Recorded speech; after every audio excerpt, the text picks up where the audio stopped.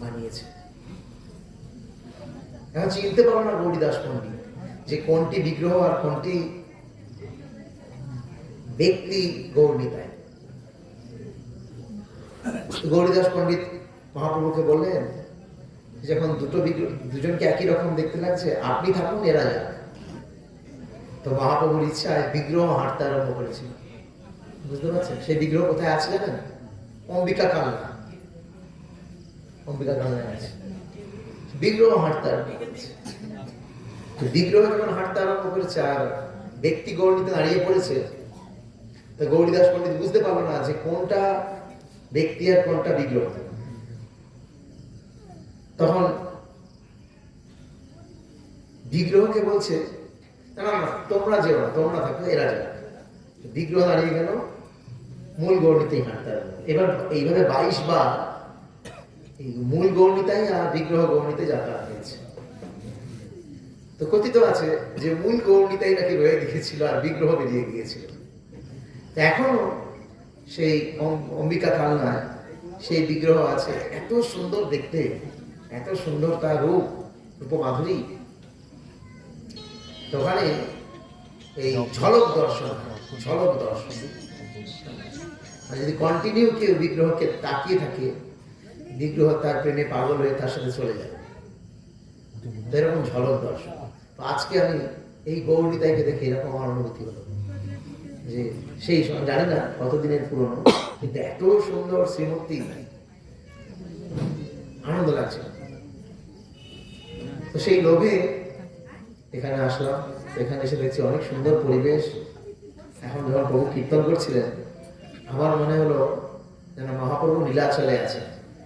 এরকম এই দামোদর হয়ে চলেছে, দামোদর আর বালির চর দেখে মনে হচ্ছে নীলাচলের সমুদ্র, নীল সমুদ্র, আর পাশেই মহাপ্রভু, যেমন পুরীতে আছে গম্ভীরাতে, তো সেরকম অনুভূতি হচ্ছিল।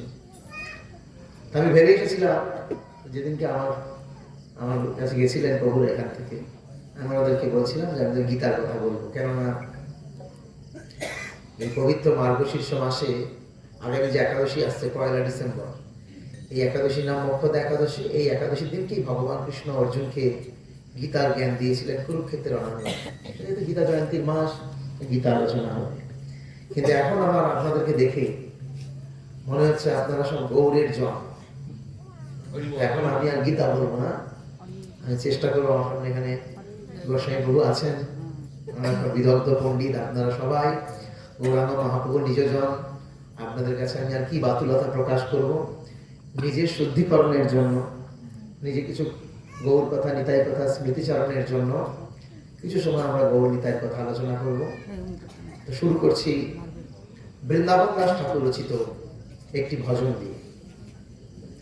মহাপ্রভুর যত লীলা, নিত্যানন্দ প্রভুর যত লীলা 6টি গ্রন্থে বিস্তারিত হয়েছে। আরো অনেক ছোটখাটো বই আছে, কিন্তু মূল এই 6টি গ্রন্থ। একটি হচ্ছে কবিরাজ গোস্বামীর লেখা চৈতন্য চরিতামৃত, কৃষ্ণদাস কবিরাজ গোস্বামীর লেখা। আরেকটি হচ্ছে বৃন্দাবন দাস ঠাকুর রচিত চৈতন্য ভাগবত। আরেকটি হচ্ছে লোচন দাস ঠাকুর রচিত চৈতন্য মঙ্গল। আর 3টি গ্রন্থ হচ্ছে ডায়েরি। বোঝেন তো? ডায়েরি কিছু কিছু লোকের থাকে না, রাত্রিবেলা দিনের শেষে ডায়েরি লেখা। এরকম 3 জন আচার্য তারা ডায়েরি লিখেছিলেন। নবদ্বীপ লীলা মহাপ্রভু লিখলেন মুরারি গুপ্ত, যাকে বলা হয় মুরারি গুপ্তের কর্চা। মুরারি গুপ্তের কর্চা বলা হয়। কর্চা মানে ডায়েরি। ডায়েরিতে ইংরেজি শব্দ, হ্যাঁ, এটাকে আগেকার ভাষায় কর্চা বলা। তো ক ডয় শূন্য র চ একা, কর্চা। তো গোবিন্দ দাসের এই মুরারি গুপ্তের কর্চা রয়েছে। মহাপ্রভু যখন বৃন্দাবনে এই পুরী গেলেন, মহাপ্রভুর গুরুদেব ঈশ্বরপুরী মহাপ্রভুর সেবার জন্য গোবিন্দকে প্রেরণ করেছে। গোবিন্দ দাসের বাড়ি কোথায় জানেন? আপনাদের এই বর্ধমানে কাঞ্চননগর, এইখান থেকে, এই কাঞ্চননগরে আপনাদের পাড়ার লোক। এই গোবিন্দ দাস তিনি মহাপ্রভুর ঘনিষ্ঠ সেবক ছিলেন।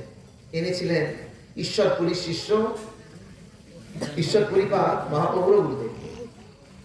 তো গোবিন্দের সেবায় সন্তুষ্ট হয়ে ঈশ্বরপুরী গোবিন্দকে প্রেরণ করেছিলেন মহাপ্রভুর সেবা করার জন্য। তো সেই গোবিন্দ মহাপ্রভুর সেবা করতে গিয়ে মহাপ্রভুর দৈনন্দিন কার্যকলাপকে তিনিও লিখেছেন।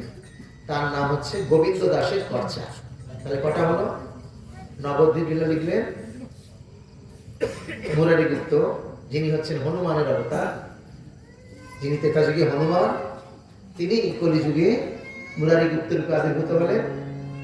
লিখলেন খরচা, মুরারি গুপ্তের খরচা। আর একজন হচ্ছে গোবিন্দ দাস, আর একজন হচ্ছে স্বরূপ দামোদর, যিনি কৃষ্ণলীলায় ললিতা দেবী, গৌলীলায় তিনি হচ্ছে স্বরূপ দামোদর।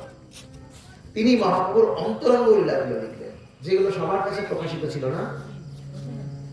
মহাপ্রভু যখন গম্ভীরায় থাকতেন রাতের বেলা, তিনি যখন প্রেমে বিভোর হতেন, তখন তার সহায়ক ছিলেন দুইজন, রায় রামানন্দ আর স্বরূপ দামোদর। রায় রামানন্দ হচ্ছে বিশাখা দেবী, আর স্বরূপ দামোদর হচ্ছেন ললিতা দেবী। তো সেই স্বরূপ দামোদর যে ডায়েরি মেনটেন করতেন, তাকে বলা হয় স্বরূপ দামোদরের খরচা। এই সমস্ত গ্রন্থ থেকে আমরা বিস্তারিত গৌরাঙ্গ মহাপ্রভু সম্বন্ধে আমরা জানতে পারি। তো আজকে আমাদের একটি গান, এটা নিয়ে বৃন্দাবন দাস ঠাকুর বললাম, এই গানটি লেখা হয়েছে বাসু ঘোষ, বাসুদেব ঘোষ, মহাপ্রভুর একজন পার্শ্ব, তিনি লিখছেন।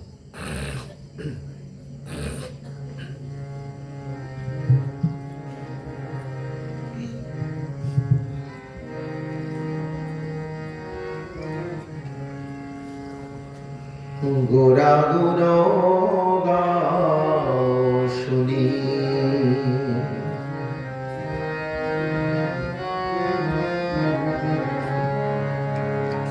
গোরা গুণ গাও শুনি, গোরা গুণ গাও শুনি, বহু পুণ্য ফলে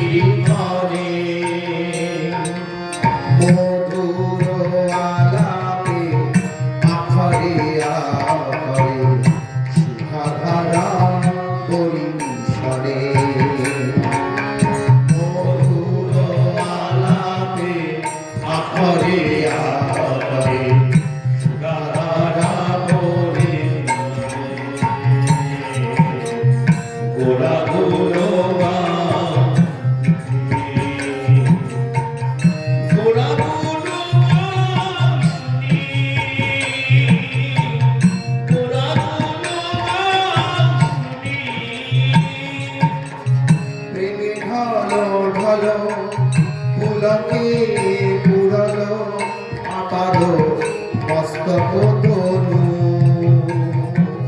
প্রেমে ঢলো ঢলো পুলকে উড়ালো আপাদ মস্তক তনু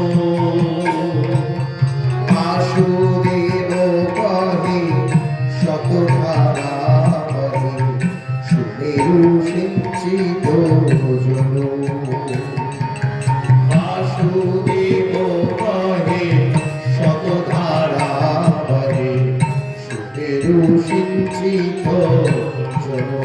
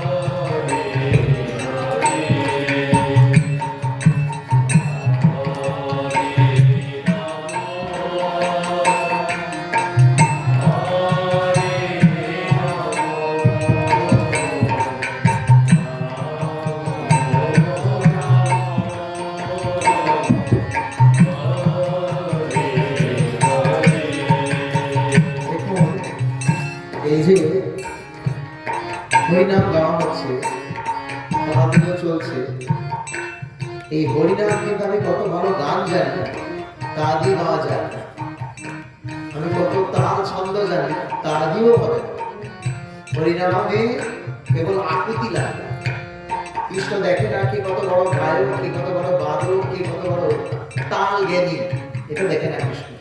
কৃষ্ণ দেখে আমাকে কত পাগলের মতো ডাকছে। অজামিল যখন নারায়ণ বলে ডেকেছিল, সে কোনো তাল জ্ঞানে ডাকেনি, হেঁচকিতে গিয়েছিল, সেই সময় ডেকেছিল, তাই না? তো শুধু আমাদের আকুতি লাগে, বুঝতে পারছি? যার যতটা আকুতি কৃষ্ণের নাম করতে করতে, তার কৃষ্ণ নিমেষের মধ্যে লাগে। তাল জ্ঞান ছন্দ সুর অনেক কিছু করে যদি করতে যায়, লোকের মনোরঞ্জন হবে, কিন্তু কৃষ্ণকে পাওয়া নাও যেতে পারে। লোকের মনোরঞ্জন পারে, কৃষ্ণ পাওয়া সম্ভব নয়। তো কৃষ্ণকে পেতে গেলে কি লাগবে? একদিন তুলসীদাস কাশীতে দীক্ষা নিয়েছিল। কাশীতে দীক্ষা নিয়ে গুরুদেবকে জিজ্ঞেস করলেন, গুরুদেব ভগবত প্রাপ্তির উপায় কি?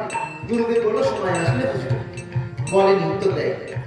কিছুদিন বাদে তুলসীদাস কাশীর গঙ্গায় স্নান করে সিঁড়ি উপরে উঠছে, দেখছে একটি বাচ্চা খুব কান্না করছে, আর তার মা কোনো ভ্রুক্ষেপই করছে না। তার মা নদীতে অন্য কোনো এক নারীর সাথে গল্প গুলো বেড়াচ্ছে। যখন ছেলেটা কান্না করতে করতে হাঁপিয়ে গিয়েছে, আটকে উঠেছে, তো মায়ের দৃষ্টি গেল ছেলের দিকে। কোন রকমের লজ্জাবস্থাটা শরীরে জড়িয়ে দৌড়ে ছুটে আসলো, বালককে কোলে নিল, আর বালকের কান্না বন্ধ হলো। তখন তুলসীদাস সেখান থেকে শিক্ষা গ্রহণ করলেন। যে গুরুদেবকে জিজ্ঞেস করেছিলাম কৃষ্ণ পাওয়ার উপায় কি, গুরুদেব কি বলেছিলেন? সময় আসলে জানবে। এখন জানতে পারলাম, বালক কান্না করলে যেমন মা বলে দেয়, কৃষ্ণ কৃষ্ণ বলে কান্না করলে কৃষ্ণকে পাওয়া যায়, নচিত নয়। তাই সেই আকুতি নিয়ে পায়। হরে কৃষ্ণ হরে কৃষ্ণ কৃষ্ণ কৃষ্ণ হরে হরে হরে রাম হরে রাম রাম হরে হরে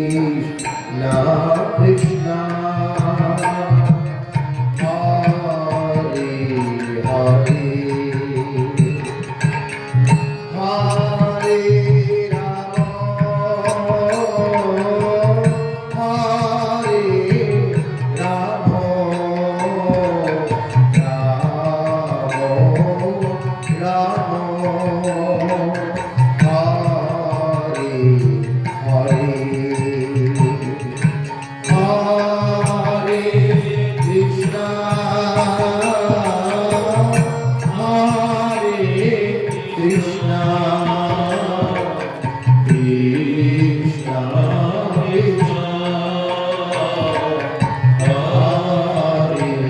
কৃষ্ণ কৃষ্ণ হরে হরে হরে রাম হরে রাম রাম রাম হরে হরে হরে কৃষ্ণ হরে Krishna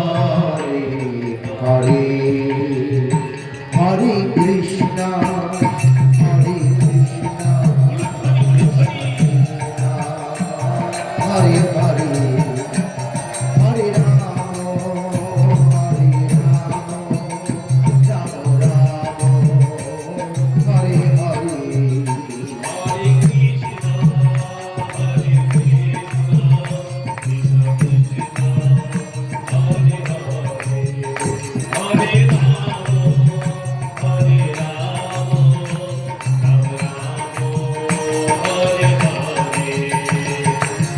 Hare Krishna, Hare Krishna, Krishna Krishna, Hare Hare, Hare Ram, Hare Ram, Ram Ram, Hare Hare.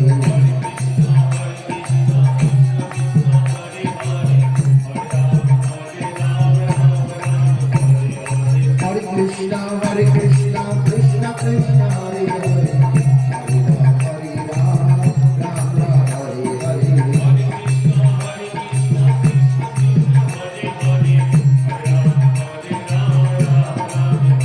Jaya Nimai Nitai, Nimai Nitai, Nimai Nitai, Jaya Nimai Nitai.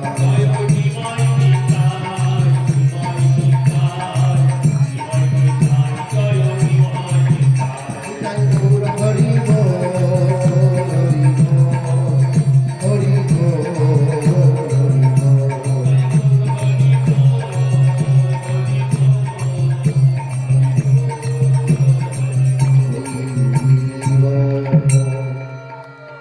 অজ্ঞান তিমিরম্ভস্য জ্ঞানাঞ্জন শলাকায়া চক্ষুরুন্মিলিতং যেন তস্मै শ্রীগুরবে নমঃ।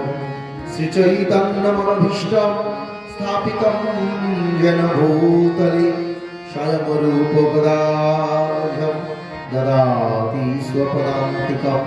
वन्देऽहं श्रीगुरो श्रीयुतपदकमलं श्रीगुरुं वैष्णवांश्च श्रीरूपं साग्रजातं सहगणो रघुनाथवन्दितं तं सजीवं साद्वैतं सपदुतं परिजनसहितं कृष्णचैतन्यदेवं श्रीराधा कृष्णपादां सहगणललिता श्रीविशाखान्तांश्च नमयो विष्णुपादाय कृष्णो प्रेष्ठाय भूतले श्रीमती भक्तिवेदान्त स्वामिनीति नामिने नमस्ते सारस्वतीदेवे गौरवाणी प्रचारिणे निर्विशेष शून्यवादी पाश्चात्योदिशतारिणे वाञ्छकल्पतरुभ्यश्च कृपा सिन्धुभ्यैव च पतितानां पावनेभ्यो वैष्णवेभ्यो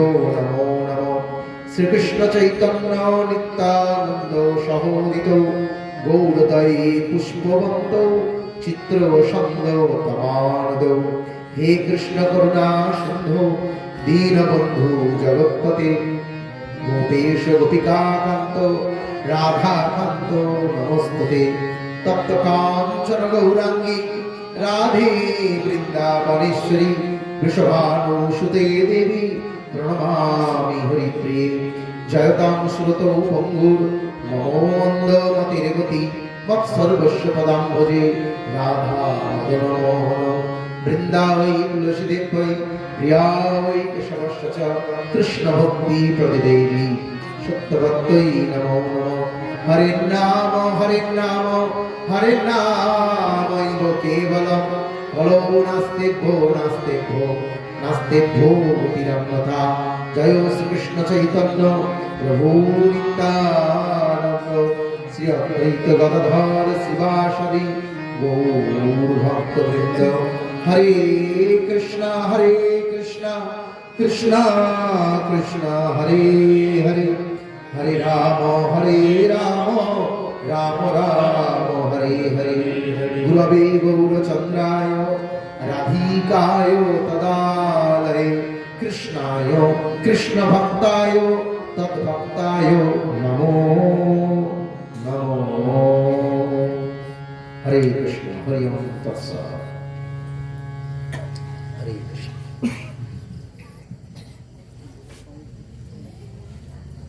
तो भगवत गीताয় কৃষ্ণ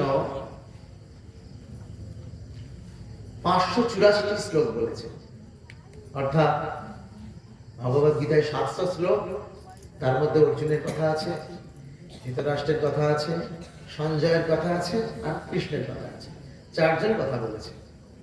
তার মধ্যে অর্জুনের প্রশ্নের উত্তর দিতে গিয়ে কৃষ্ণ 584টা শ্লোকের মাধ্যমে শিক্ষা দিয়েছে। এই 584টা শ্লোকের মধ্যে 2টি শ্লোক হচ্ছে সম্পূর্ণ ভগবত গীতার নির্যাস। সেই 2টি শ্লোক কি? মন্মনা ভব মদ্ভক্ত মজ্জা জীবাম নমস্কুরু মামি বৈশেষ্য যুক্তৈব আত্মা নাম পরায়ণ।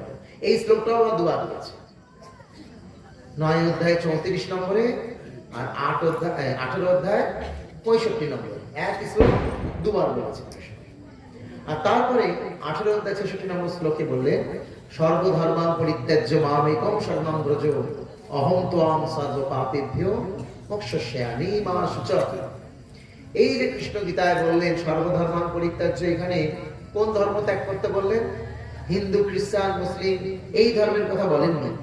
কারণ আজ থেকে 5000 বছর আগে কৃষ্ণ যখন এই গীতার জ্ঞান দিলেন অর্জুনকে, তখন মুসলিম ধর্মও ছিল না, খ্রিস্টান ধর্মও ছিল না, এমনকি আমরা যে বলি গর্ব করে হিন্দু, এই হিন্দু ধর্মও ছিল না। সিন্ধু নদীর তীরে যে সভ্যতা গড়ে ওঠে, ভাস্কো দা গামা নাম শুনেছেন? ভাস্কো দা গামা তিনি ওই সিন্ধু নদীর তীরে এসে সিন্ধু শব্দে উচ্চারণ করতে না পেরে হিন্দু বলছিল। ওইটাই পরে অপভ্রংশের নাম হয়ে যায় হিন্দু। আগে হিন্দু বলে কিছু ছিল না, আর্য আর অনার্য ছিল।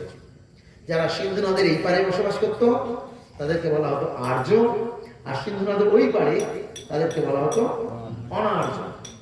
আর্য মানে যারা বৈদিক সভ্যতায় শিক্ষিত তাদেরকে বলা হয় আর্য, আর যারা বৈদিক সভ্যতাকে উপেক্ষা করে, বৈদিক সভ্যতাকে মানে না, তাদেরকে বলা হয় অনার্য। তাহলে সিন্ধু নদের এপারে ভাগ ছিল। এখন কিন্তু সিন্ধু নদের এপারেও সব অনার্য, কেন বৈদিক সভ্যতা বহু লোক মানছে না। হ্যাঁ?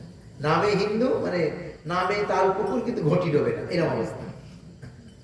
বুঝতে পারছেন? এই হিন্দুরা অনেক সময় অনেক অপকর্ম করছে। যাই হোক, তো এই হিন্দু ধর্ম, মুসলিম ধর্ম, খ্রিস্টান ধর্ম, বুদ্ধ ধর্ম, মানে বুদ্ধিস্ট, এই সবই হচ্ছে সাম্প্রদায়িকতা। এগুলো কোনোটাই ধর্ম নয়। ধর্ম একটা, শুনে রাখুন, ধর্ম হচ্ছে কি? ধর্ম হচ্ছে সনাতন ধর্ম। ভগবত গীতায় কৃষ্ণ বললেন 14 অধ্যায়, মামৈ বাংশ জীবলোকে জীবভূতা সনাতন মনষষ্ঠানি ইন্দ্রিয়ানি প্রকৃতিস্থানি কর্ষতি। এই সমস্ত জীব হচ্ছে আমার সনাতন অংশ। সনাতন শব্দের অর্থ কি? যা নিত্য। অনেক সময় এই যখন কোনো জায়গায় মুসলিমরা মারধর করে, আক্রমণ করে, আমাদের অনেক সময় তথাকথিত মৌলবাদী হিন্দুরা, হিন্দু মৌলবাদীরা, হিন্দু উগ্রবাদী, তারা বলে আমাদের কিছু করতে হবে, সনাতন ধর্ম বিলুপ্তির পথে। সনাতন ধর্ম বিলুপ্তির পথে কোনোদিনই যাবে না, কারণ সনাতন শব্দের অর্থই হচ্ছে নিত্য। যেরকম সোনার পাথর বাটি হয় না, হয় সোনার পাথর বাটি হয়, সোনার বাটি সোনার বাটি, পাথর বাটি পাথর বাটি, সোনার পাথর বাটি কোনোদিন হয় না। তাহলে সনাতন ধর্ম বিলুপ্ত কোনোদিনই হবে না। কেন? সনাতন তো, সনাতন মানে যা ছিল, আছে, ভবিষ্যতেও থাকবে। তাহলে আমরা কি হিন্দু? কারা হিন্দু? হাত তোলা। এত কাণ্ড শুনে এখন বলছি হিন্দু। আমরা তাহলে কি? আমরা সবাই সনাতনী। সনাতন ধর্মের পৃষ্ঠপোষক আমরা। আমাদের টাইটেল কি? আমাদের ধর্মের নাম কি?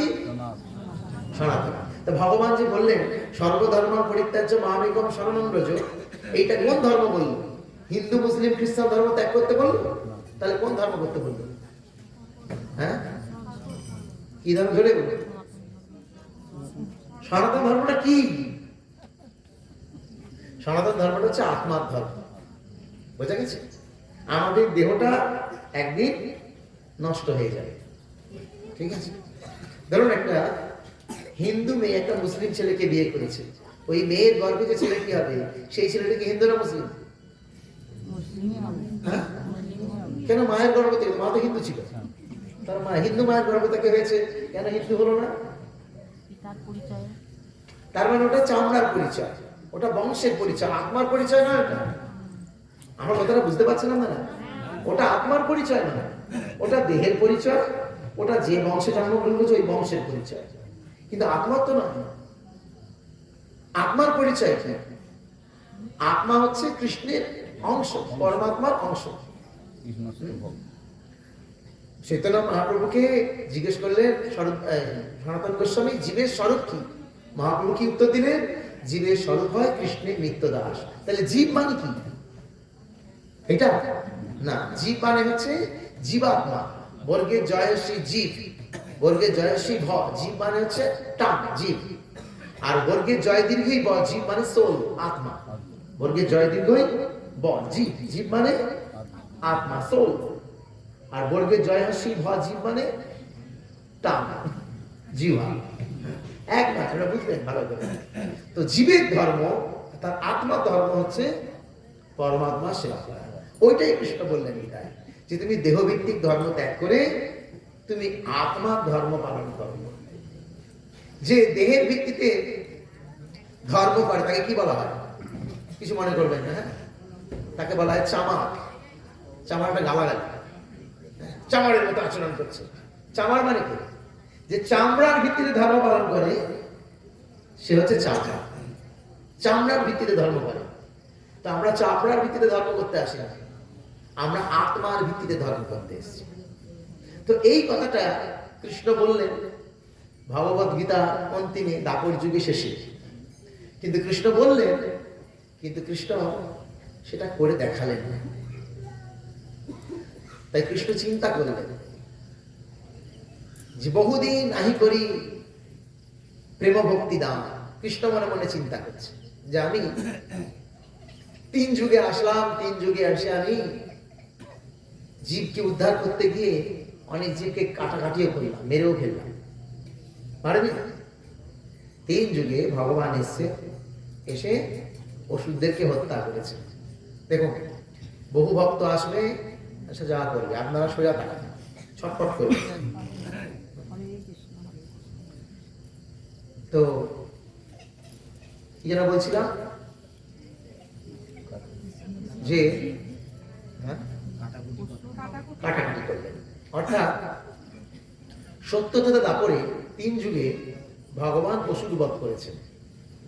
সত্য যুগে অসুর আর দেবতা অনেক দূরত্বে থাকতো। দেবতা থাকতো স্বর্গলোকে, অসুর থাকতো পাতাল নিম্নলোকে।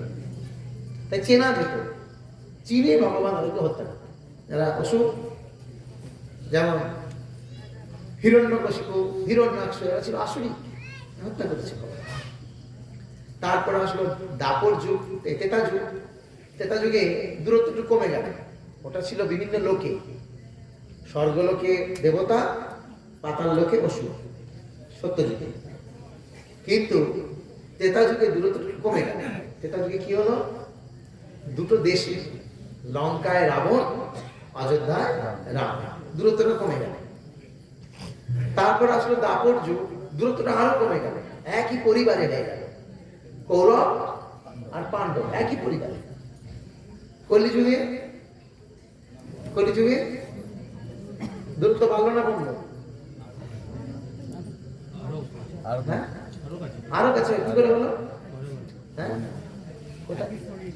একই শরীরের মধ্যে, একই মনের মধ্যে রয়েছে, দেহের মধ্যে রয়েছে। এখনই ভালো তো তখনই খারাপ। এইরকম। এইটা হচ্ছে কলিযুগের অবস্থা। তো অন্যান্য যুগে অসুর বধ করলে দেবতাগুলো ঠিক থাকত, কিন্তু কলিযুগে যদি অসুর বধ করতে যায় তাহলে লোক বাঁচতে কম্বল উজাড় হয়ে যাবে। কেন সবাই অসুর। এই কলিযুগে ঘরে ঘরে অসুর, মনে মনে অসুর, সবাই অসুর, লোক বাঁচতে কম্বল উজাড় হয়ে যাবে। তাই কলিযুগের চিন্তা করে ভগবান মনে মনে ইচ্ছা করলেন যে আমি এই কলিযুগে অস্ত্র ধারণ করবো না, আমি প্রেম দান করব, জীবের চেতনা থেকে আসরিক ভাবটাকে সরাবো। আর অসুরকে মারতে গেলে হবে না, জীবের ভেতর থেকে আসরিক সত্তাটাকে সরাবো। তো এই বিষয়ে সুন্দর একটি কাহিনী রয়েছে। একবার শ্রীমতী রাধারানী, তিনি যখন ছোট ছিলেন, তিনি একবার দুর্বাসা মুনির আশীর্বাদ পেয়েছিলেন।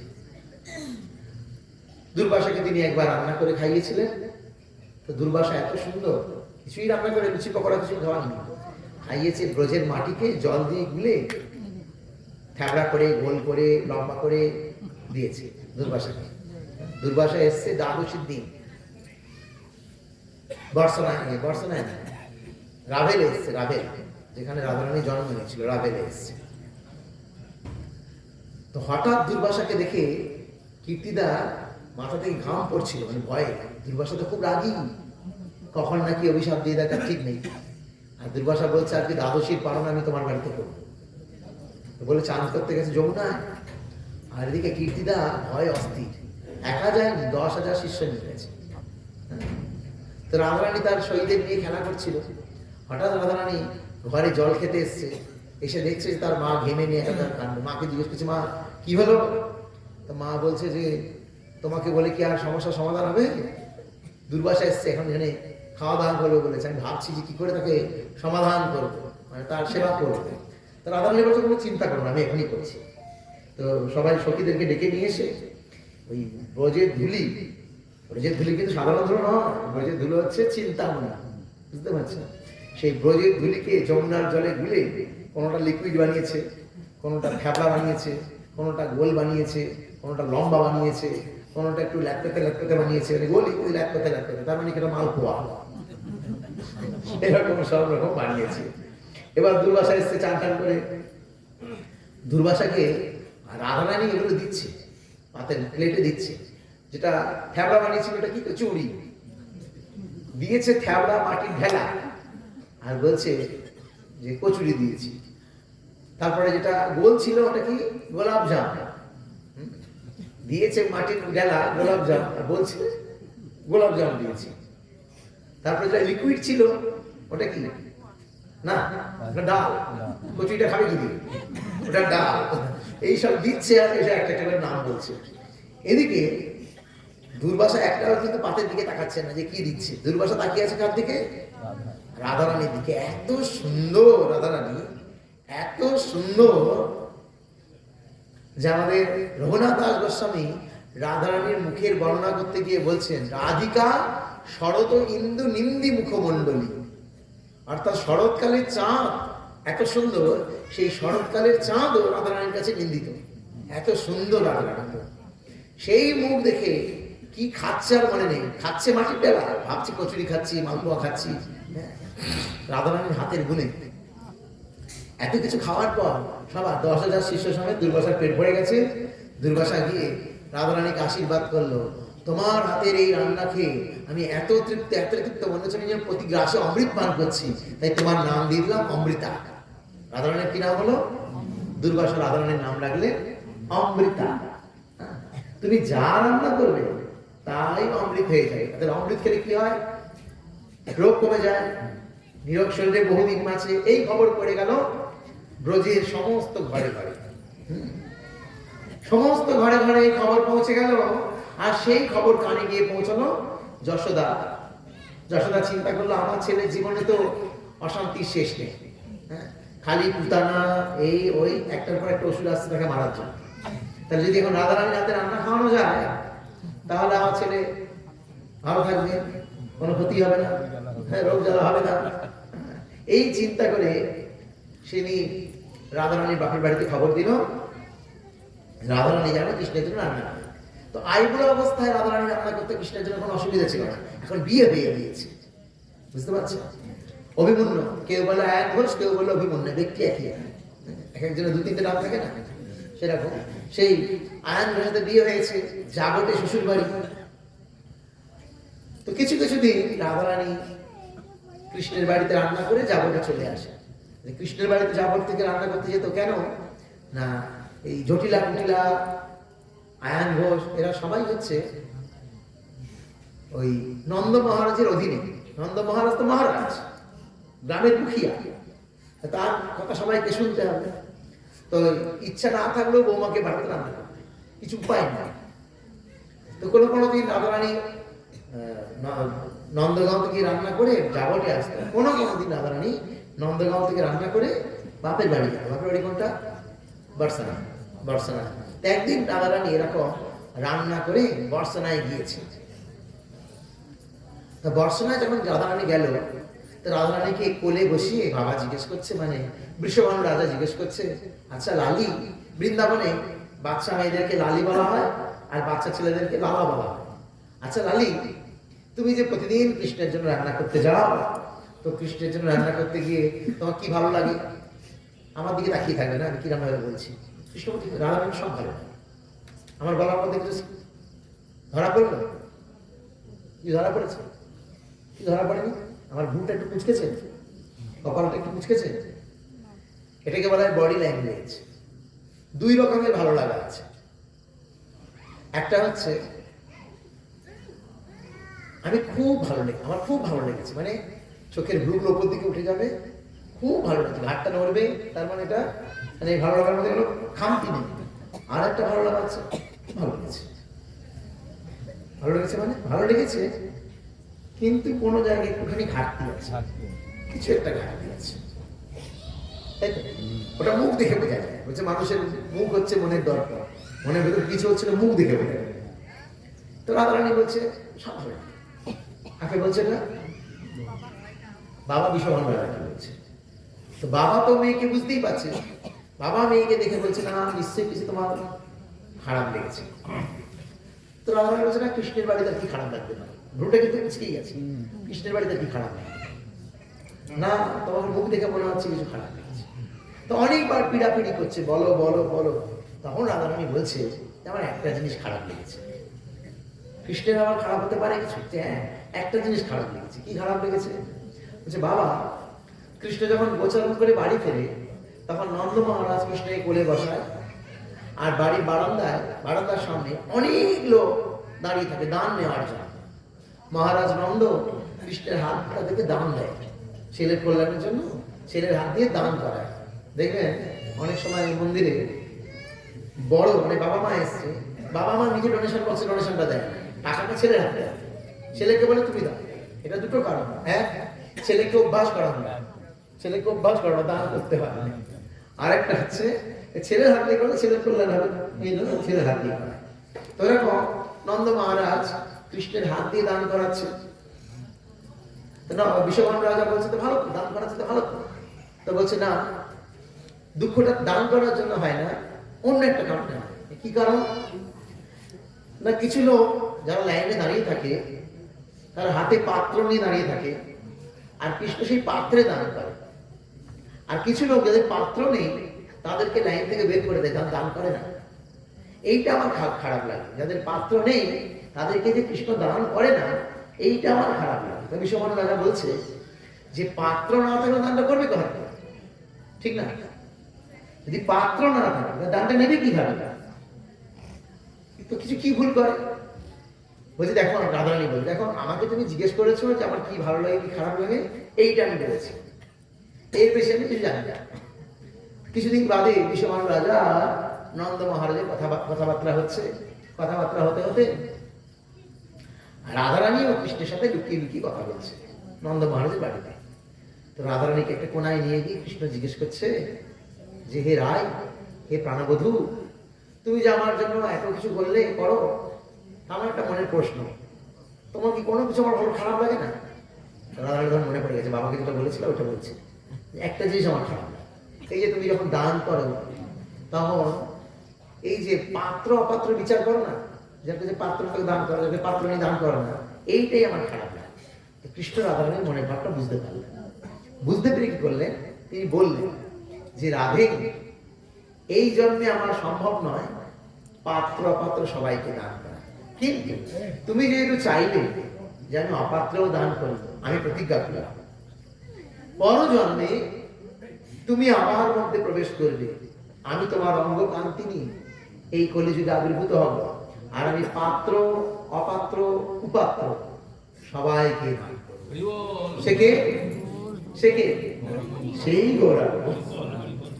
অর্থাৎ রাধারানীর ভাব আর অঙ্গকান্তি নিয়ে কৃষ্ণচন্দ্র এসছে কলিযুগের জীবকে পাত্র অপাত্র কুপাত্র বিচার না করে ব্রহ্মার দুর্লভ প্রেম যারে তারে যাচ্ছে, সবাইকে দিচ্ছে।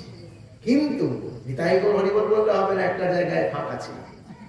এই ব্রহ্মার দুর্লভ প্রেম যাকে তাকে দিচ্ছে, 5 ধরনের ব্যক্তিকে দেবে না বলেছে। কারা কারা শুনতে চান যে 5 ধরনের ব্যক্তি পাবে না? কোন 5 ধরনের ব্যক্তি পাবে না শুনতে চান? এনারা শুনতে চান, আমি এদিক তাকিয়ে বলবেন না, সবাই শুনতে চান। 5 ধরনের ব্যক্তিকে দেবে না, শুনবেন তো? যে কুলের অহংকারে অহংকারী, যে রূপের অহংকারে অহংকারী, যে বিদ্যার অহংকারে অহংকারী, যে ধনের অহংকারে অহংকারী, আর যে বৈষ্ণবের চরণে অপরাধী, এই 5 ব্যক্তিকে এই বেদগোপ্য প্রেম মহাপ্রভু দেবেন না। 4 ধরনের অহংকারী ব্যক্তি আর বৈষ্ণব চরণে অপরাধী ব্যক্তি। ব্রহ্মার দুর্লভ প্রেম সবাই পেয়ে যাবে। টোকা দিয়ে দিয়ে বাড়ির দরজায় টোকা দিয়ে দিয়ে নিত্যানন্দ বাবু দিয়ে এসছে। আচরণ লালে প্রেম বিলালে ত্রিতাপ জ্বালা জুড়াইলে মায়া মুগ্ধ জীবের ভবক্ষুধা চিরতরে মিটায় দাও, কে গতি কামাল দেশে দেশ বিদেশে ঘুরে বেড়া। সবাইকে ঘরে ডেকে ডেকে দিয়ে দিয়েছে, কিন্তু এই 5 জনকে দেবে না।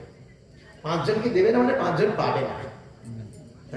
যারা রূপের অহংকারে অহংকার, দিন রাত রূপের চর্চা করছে, দিলেও রাখতে পারবে না।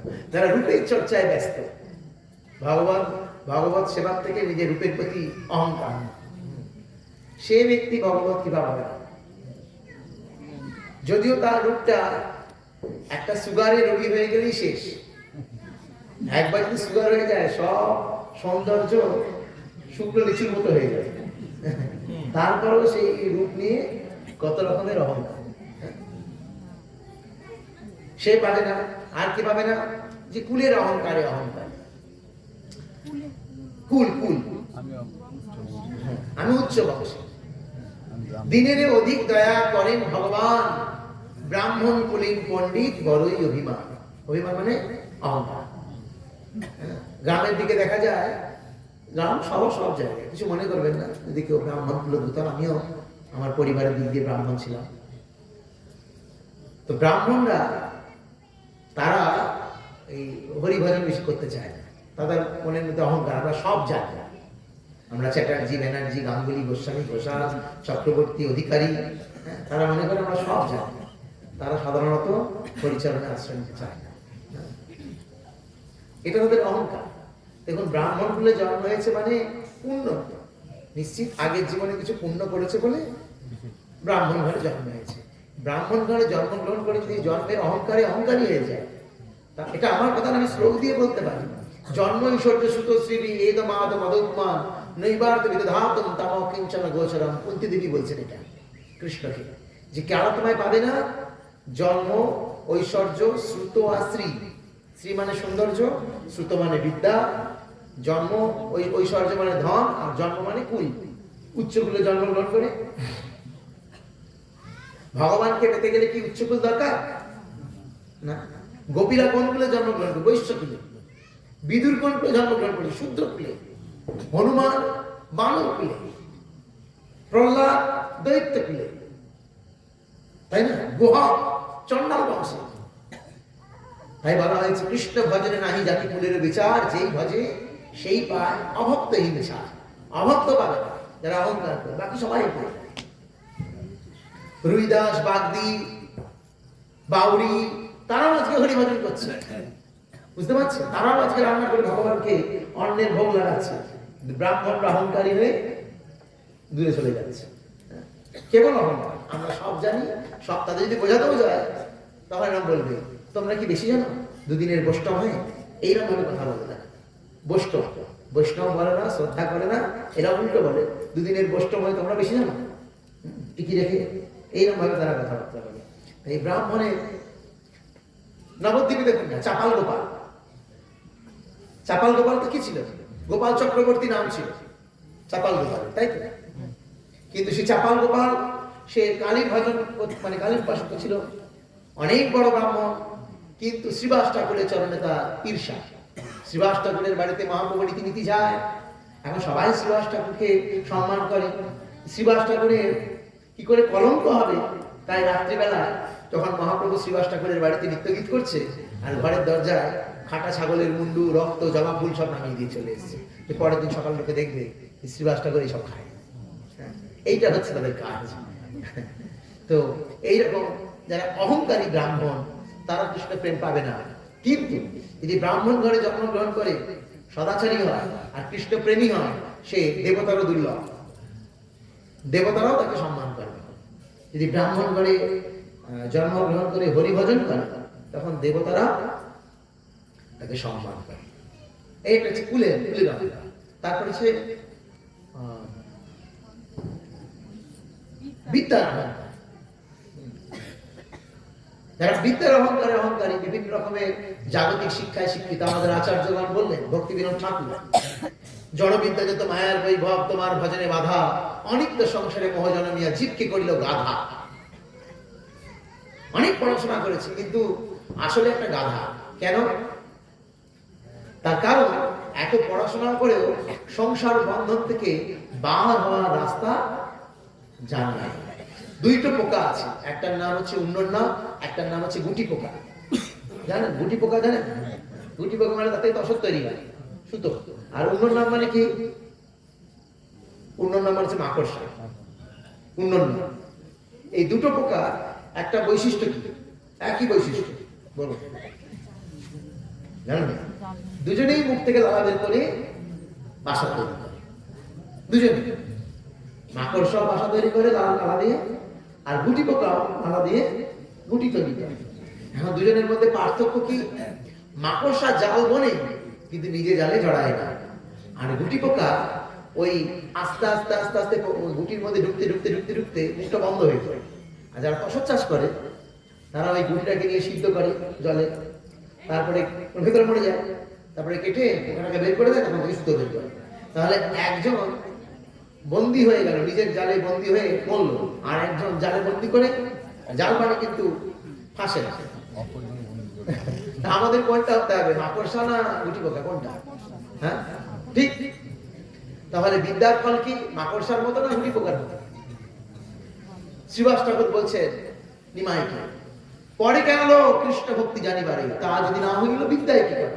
এত পড়াশোনা, MA, BA, CA, BBA, MBA, একটা কিছু পড়াশোনা করলো, কিন্তু সেই সব পড়াশোনা করে কি কৃষ্ণ ভক্ত হলো না, গৌর ভক্ত হলো না, তাহলে কি লাভ? কি লাভ? দেখবেন অনেকে টাইটেল থাকে ত্রিবেদী, যে 2টো বেদ করেছে, ত্রিবেদী 3টে বেদ করেছে, আর চতুর্বেদী 4টে বেদই করেছে, বেদ পড়া হয়ে গেছে। আমাদের একজন পদকর্তা নয়নানন্দ দাস তিনি লিখছেন,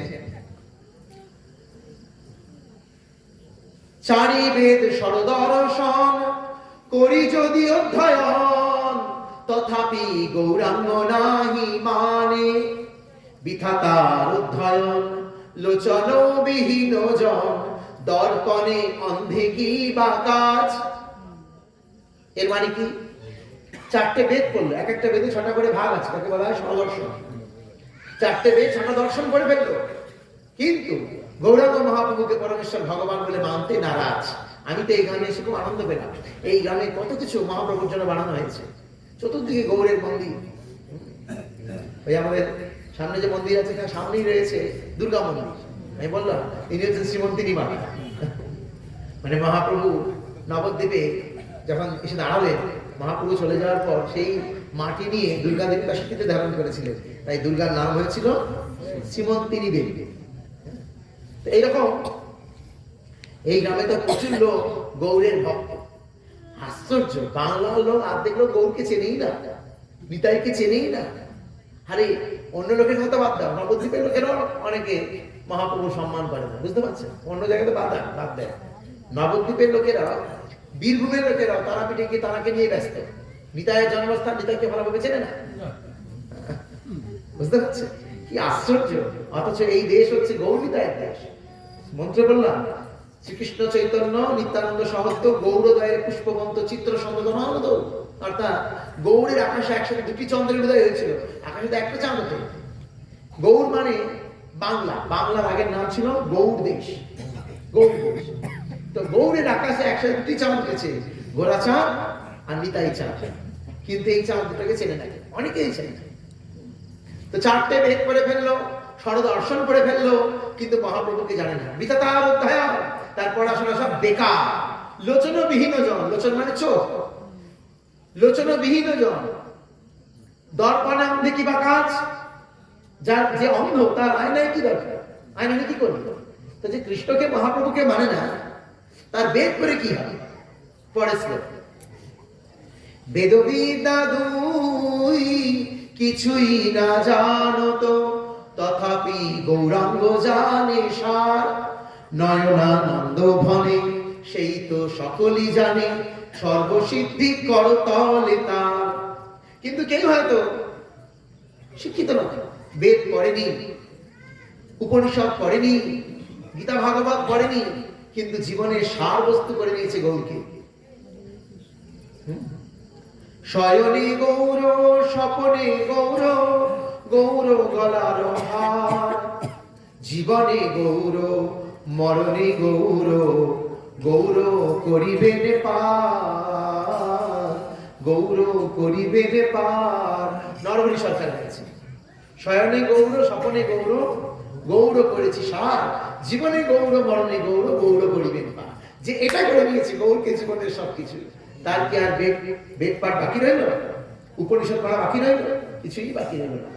আপনাদের গ্রামের লোক, আপনাদের যারা আপনারা গৌরের চরণে সঁপে দিয়েছেন নিজেকে, তাদের আর আলাদা করে গীতা ভাগবত, চৈতন্য চরিতামৃত, উপনিষদ কিছু পড়া বাকি নেই। কেন? পড়ার যে উদ্দেশ্য, গৌরের চরণে নিজেকে সমর্পণ হয়ে গেছে। এই গৌরী আপনাদেরকে উদ্ধার করবে। মৃত্যুর সময় যদি গৌর গৌর করতে করতে মরে যান, ব্যাস কোথায় যাবো? বুঝতে পারছেন? এইভাবে বলা হচ্ছে। তাহলে যারা এই অহংকারী শ্রুত, তাহলে ভগবান হয়।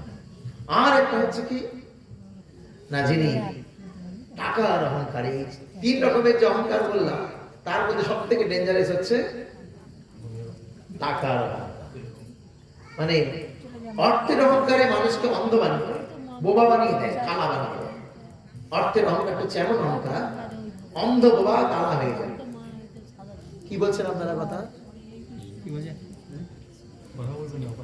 অন্ধ হয়ে যায় মানে তার ভালো মন্দ বিচার থাকে না, কালা হয়ে যায়। পরিচিত লোক একদিন একসাথে খেলা করতো, এক খেলায় বসে খেত, দুটো টাকা ইনকাম করেছে।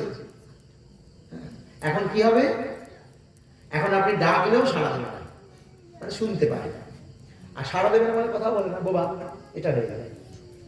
তো মানুষ যদি নিম্নকুলে জন্মগ্রহণ করে তারপরে টাকা পেয়ে যায়, তাহলে ব্রাহ্মণের মাথার উপর দিয়ে হাঁটবে, সাধুদের মাথার উপর দিয়ে হাঁটবে, শুধু টাকার অহংকারে।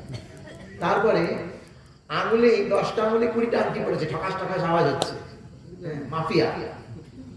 বুঝতে পারছেন? সে কোনো বিভিন্ন মাফিয়া হতে হয়তো আপনাদের এখানে হয়, অনেক আছে না মাফিয়া, গুঁড়ো গুঁড়ো মাফিয়া, বালি। তো আগে ছিল গরিব, এখন বড় হয়ে গেছে, বড় লোক হয়ে গেছে। 10টা আঙুলে 20টা আংটি, সই করতে বলুন বলবে প্যাড লাগবে, প্যাড, টিপ সই দেবে। বিদ্যা নেই কিন্তু টাকা কামিয়েছে। নেতা মন্ত্রী সবাইকে মাথা নিচু করিয়ে রাখে, আইপিএস অফিসারদেরকে মাথা নামিয়ে রাখে, কেন? টাকা হয় না? তাহলে কি গেল? ফুলের অহংকার চাপা পড়ে গেল, বিদ্যার অহংকার চাপা পড়ে গেল, রূপের অহংকার। দেখতে এত সুন্দর না, কিন্তু টাকা দিয়ে সবাইকে বশীভূত করে দেয়। ইয়া মোটা, কে? আম্বানির ছেলে। তো কি দিয়ে তাকে লোকে বিয়ে করলো? অত মোটাকে কে বিয়ে করলো? কিন্তু যে মেয়েটা বিয়ে করলো, কি দেখে বিয়ে করলো? টাকা দিয়ে। তো টাকা সবকিছুকে চাপা দিয়ে দেয়, বুঝতে পারছেন? কিন্তু এত কিছুর পরে কৃষ্ণ প্রেম টাকা দিয়ে কেনা যাবে? কৃষ্ণ প্রেম ওই টাকা দিয়ে কেনা যাবে না। কৃষ্ণ প্রেম কিনতে গেলে দৈন্য হতে হবে। দৈন্য না হলে কখনো কৃষ্ণকে পাওয়া যাবে না। তিনাগতি শুনিয়েছে না, তরৈব সহিষ্ণু না, মানি না মানদে না, কীর্তনিয়া সে হরিনাম গাইতে পারবে। যার অহংকার থাকবে সে পেল না। আরেকটা হচ্ছে অপরাধ, বৈষ্ণব অপরাধ। বৈষ্ণব অপরাধ যিনি করে তাকে ভগবান কোনোদিনও কৃপা করবে না। আমরা অজামিলের উপাখ্যান করছিলাম যে অজামিল সে বেশ্যাবৃত্তি করেছে, মদ খেয়েছে, চুরি চৌর্যবৃত্তি করেছে, কিন্তু অন্তিম সময় নারায়ণ নাম করেছে, উদ্ধার হয়ে গেল। কেন? অজামিল বৈষ্ণব অপরাধ করে। জগাই মানা নবদ্বীপের শ্রেষ্ঠ মাফিয়া, হেন কোনো নোংরা কাজ করেন বাকি নেই, করেন না। সে দ্বারা আমরা যখন সকালবেলা উঠে গীতা ভাগবত পড়ি আর একটা পেন দিয়ে লাইন দিই, আন্ডারলাইন করি যে এটা ভালো কাজ, আমায় করলে ভালো হয়। ওরা কি করতো? যেটা খারাপ কাজ তার নিচে আন্ডারলাইন করতো, যেটা আমাদের করতে হবে আজকে। যদি আজকে না করতে পারি তাহলে আজকের দিনটাকে খাই। কারো ঘর পুড়িয়ে দেবো, কারো কোনো মেয়েকে অপবিত্র করবো, এইটা তাদের কাজ ছিল। সেই জায়গায় মাথায় নিত্যানন্দ প্রভুর মাথা ফাটিয়ে দিল। তারপরেও নিত্যানন্দ প্রভু আলিঙ্গন করে প্রেম দান করলেন, মহাপ্রভু প্রেম দান করলেন। কেন? না, জগাই মাদায় বৈষ্ণব অপরাধ করেনি। বুঝতে পেরেছেন? আর আমরা প্রেম পাচ্ছি না কেন? আমরা বৈষ্ণব অপরাধ করছি, ভক্তদের নিন্দামন্দ করছি, এই ওই সেই। আমাদের সব থেকে বড় মহাপ্রভুর কৃপা লাভ করতে গেলে এই অহংকার আর অপরাধ থেকে মুক্ত হতে হবে। আর মহাপ্রভুর দেখুন কোনটা এমন ওদের মতো, তো মহাপ্রভুর প্রদর্শিত পন্থা গ্রহণ করতে হবে। তো মহাপ্রভুর আবির্ভাবের একটা কারণ বলা হবে। কি কারণ মনে আছে? কি কারণ? আবির্ভাবের একটা কারণ বলেছে, প্রেম দান। আচরণ ডালে প্রেম দান, পাত্র অপাত্র কুপাত্র বিচার না করে রাধারানীর ইচ্ছা পূরণ করার জন্য কৃষ্ণই আসলেন। কি করতে? আচরণ ডালে প্রেম দান করতে। তা আমাদের বৈষ্ণব পদকর্তারা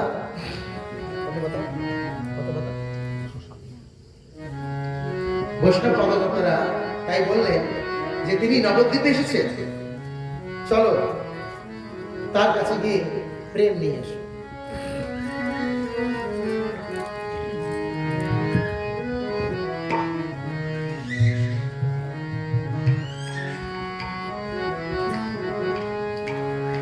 প্রভু হে এমন দুর্মতি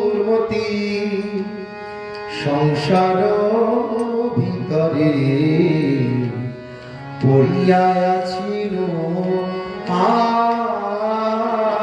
আমি। প্রভু হে এমন দুর্মতি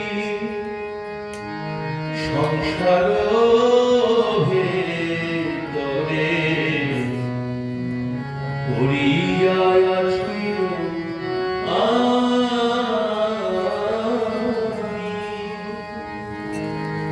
এই গানটার মর্মার্থ হচ্ছে নিজেকে নিজে বলা হচ্ছে, নিজেকে নিজে। আমি মানে আমি কি? প্রভু হে এমন দুর্মতি সংসার ভিতরে পড়িয়া আছেন আপনি। হে প্রভু, প্রভু মানে মহাপ্রভুকে বলা হচ্ছে বা কৃষ্ণকে বলা হচ্ছে যে আমি কত দুর্মতি। দুর্মতি মানে মতি মানে বুদ্ধি। আমার বুদ্ধিটা অসৎ। কেন ভগবান আমাদের বুদ্ধি দিয়েছেন? কেন? ভগবানের সেবা করার জন্য। কৃষ্ণ ভজি বার্তারে সংসারে। কিন্তু আমি এসে কি কৃষ্ণ ভজন করছি?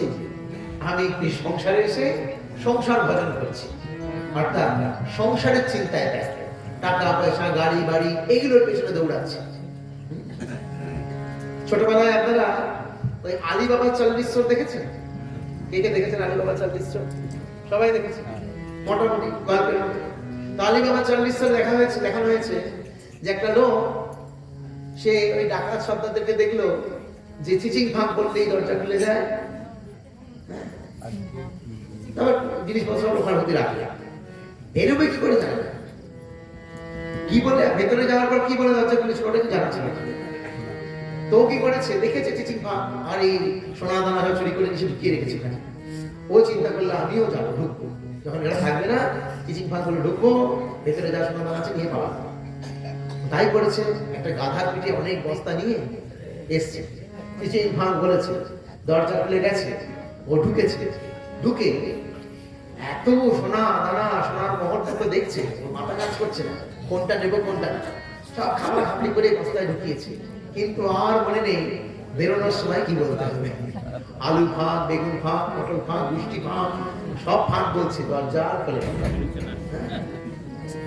দরজা খোলে না। কেন? ওই মন্ত্র ভুলে গেছে। কি মন্ত্র? চিচিং ফাঁক মন্ত্র। আপনারা ভুলে গেছেন, বলতে পারছেন না। আমরা এসেছিলাম কি বলে, যে তোমাকে ভজন করার জন্য যাচ্ছি। এখানে এসে এই আত্মীয়-স্বজন, বন্ধু বান্ধব, টাকা পয়সা, গাড়ি বাড়ি পেয়ে বেরোনোর রাস্তাটা মনে নেই, যে হরিনাম বলে ঢুকেছি, হরিনাম বলে বেরোতে হবে। ঢুকেছি কি বলে? কৃষ্ণ ভজি বার্তারে সংসারে আইবে, ওটা বলে এসেছি, কমিটমেন্ট। বেরোবো কি বলে? হরে কৃষ্ণ বলে বেরোতে হবে। বেরোলে দরজাটা খুলে দেবে মায়া দেবী। ভুলে গেছি তো। এখন যদি বলা হয় যে হরে কৃষ্ণ, আমি গুরু মন্ত্র জপ করি, আমি এই করি, আমি ওই করি, নানান কিছু করছি, কিন্তু হরিনাম হরিনাম করছি না। তো সেই জন্য আমাদের অবস্থা দুর্গতি। এমন তো দুর্গতি সংসার ভিতরে পড়িয়া আছি না আমি। এখন এই যে দুর্মতি, আমি যে দুর্মতি, এইটা কি করে বুঝবো? এটাও সৌভাগ্য দরকার। আমি যে দুর্মতি, এটা বুঝতে গেলেও সৌভাগ্য লাগবে।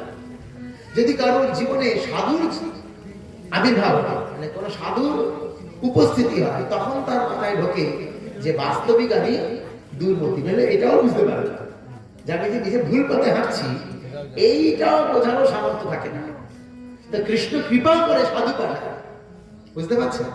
যখন কারোর জীবনে কোনো সাধু এসে উপস্থিত হয়, অল্প ভাগ্যে সাধু দর্শন হয় না, বহুত জন্মের ফলে বৈষ্ণব আসিয়া মেলে। তা বহু জন্মের সৌভাগ্য থাকলে তার সাধু দর্শন হয়। আর সাধু চিনব কি করে? খুব গুরুত্বপূর্ণ। আগে কি বললাম? দুর্মতি, কৃষ্ণ কৃপা করে সাধু পাঠাবে। এবার সাধু চিনব কি করে?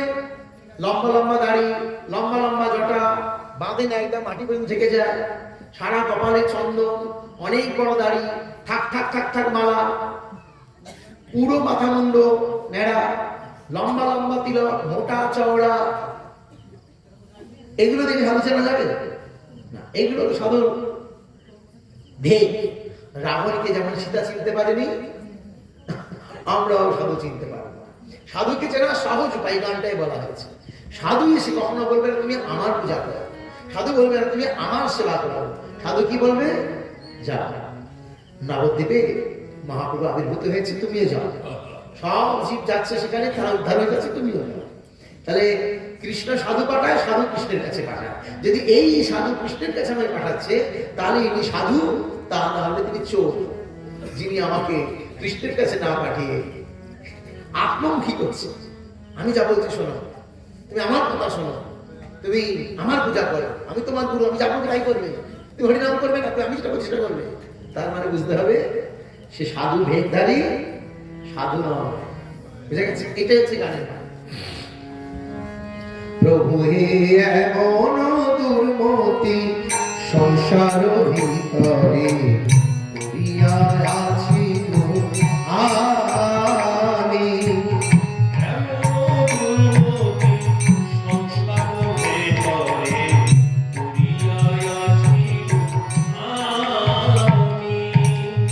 তব নিজ কোন মহাজনে পাঠাইয়া দিলে তুমি।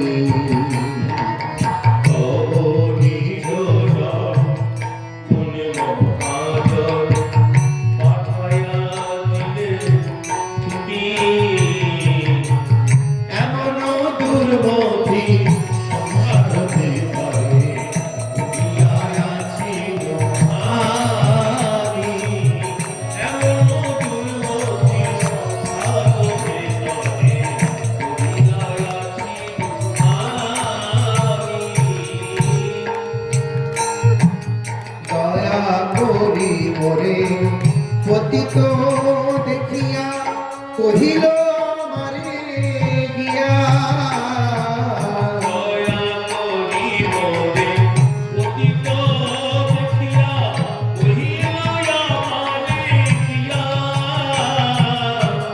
দয়া করি মোরে পতিত দেখিয়া কহিল মারে গিয়া।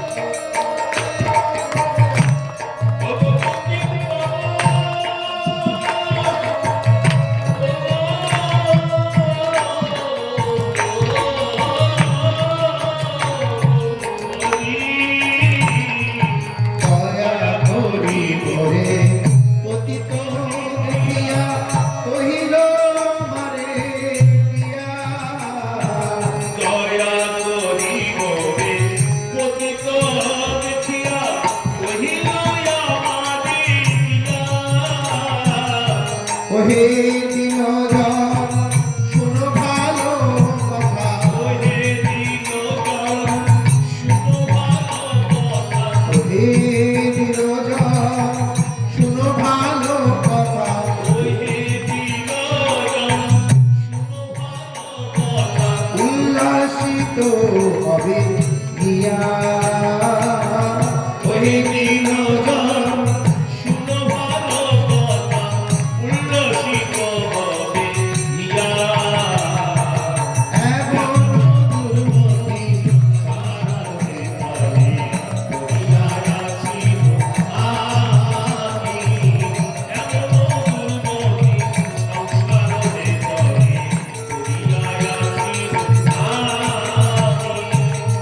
তোমারে তালিতে শ্রীকৃষ্ণ চৈতন্য নবদ্বীপে অবতার।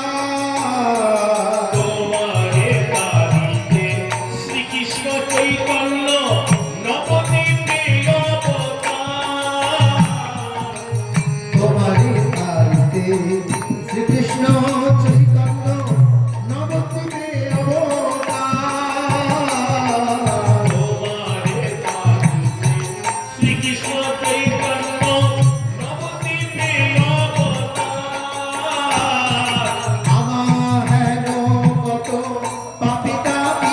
জনে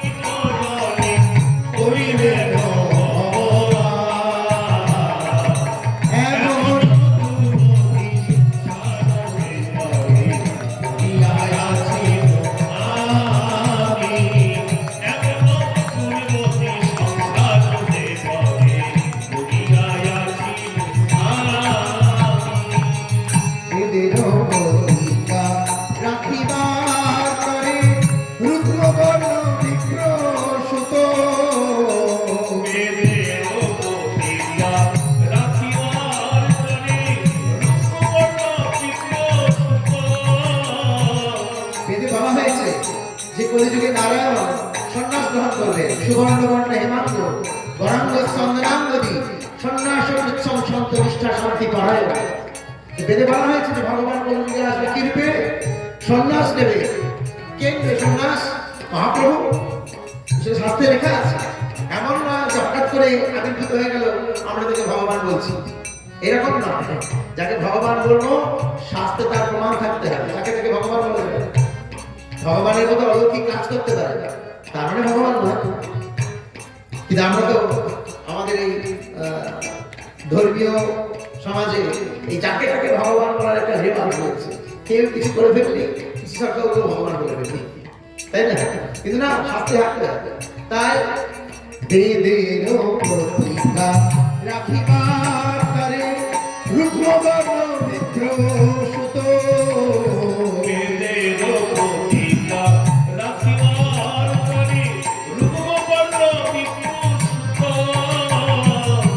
মহাপ্রভু নামে নদিয়া মাতায় মহাপ্রভু নামে নদিয়া মাতায় মহাপ্রভু নামে নদিয়া মাতায় সঙ্গে ভাই অবধূত মহাপ্রভু নামে নদিয়া মাতায় সঙ্গে ভাই অবধূত।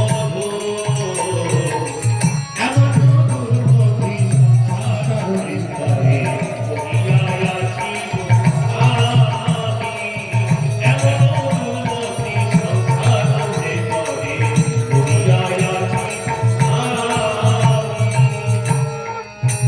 এখন এই মহাপ্রভুকে নন্দসুত যিনি চৈতন্য গোসাই নিজ নাম করিলেন নন্দসুত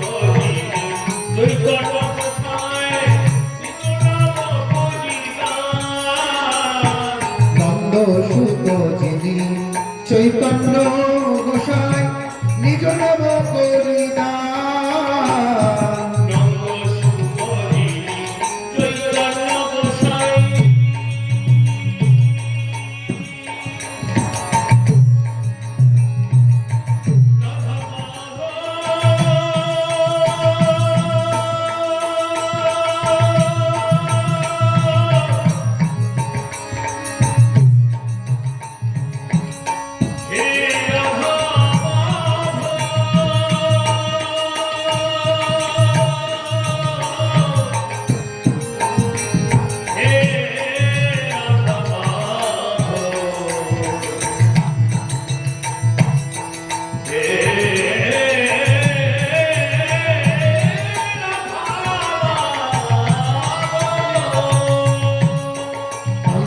সুত যিনি চৈতন্য গোসাই নিজ নাম করিলেন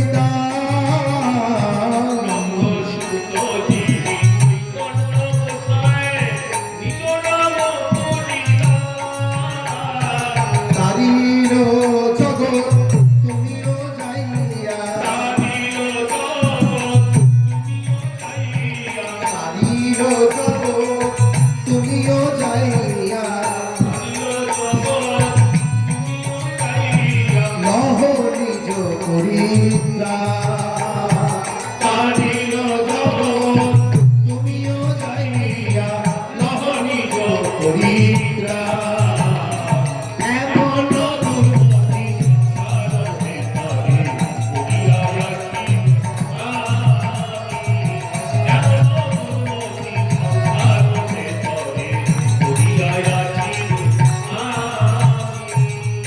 কথা শুনিয়া আসিয়াছি না তোমার চরণ তলে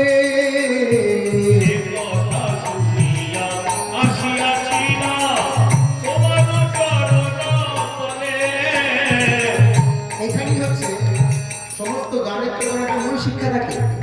এই গানের মূল শিক্ষা এখানে যে একটা কিছু তো বললো সাধু এসে যাও তুমি পরিত্রাণ নাও, নবদ্বীপে আবির্ভূত হয়েছে মহাপ্রভু, কিন্তু আমি যদি হাত গুটিয়ে বসে থাকি তাহলে হবে না। সাধু সঙ্গ মানে সাধুর কাছ থেকে সেই কৃষ্ণ তত্ত্ব জানার পর আমাকে যেতে হবে, বসে থাকলে হবে না। আমরা যদি অজগর বৃত্তি গ্রহণ করি, না এসে ঢুকিয়ে দেবে, তাহলে হবে না। আমাকে যেতে হবে। যে আমি যখন জানতে পারলাম যে মহাপ্রভু এসেছে আমাকে উদ্ধার করার জন্য, আমি প্রতি আমাকে যেতে হবে তার চরণতলে আশ্রয় নেওয়ার জন্য। তাই এখানে বলা হচ্ছে সেই কথা শুনিয়া আসিয়াছি না তোমার চরণতলে। এই কথা শুনিয়া আসিয়াছি না তোমার চরণতলে। ভগবতী বিনোদ কাঁদিয়া কাঁদিয়া ভগবতী বিনোদ কাঁদিয়া কাঁদিয়া, এই অধম পাগল কাঁদিয়া কাঁদিয়া অধম পাগল কাঁদিয়া কাঁদিয়া, আপন কাহিনী বলে।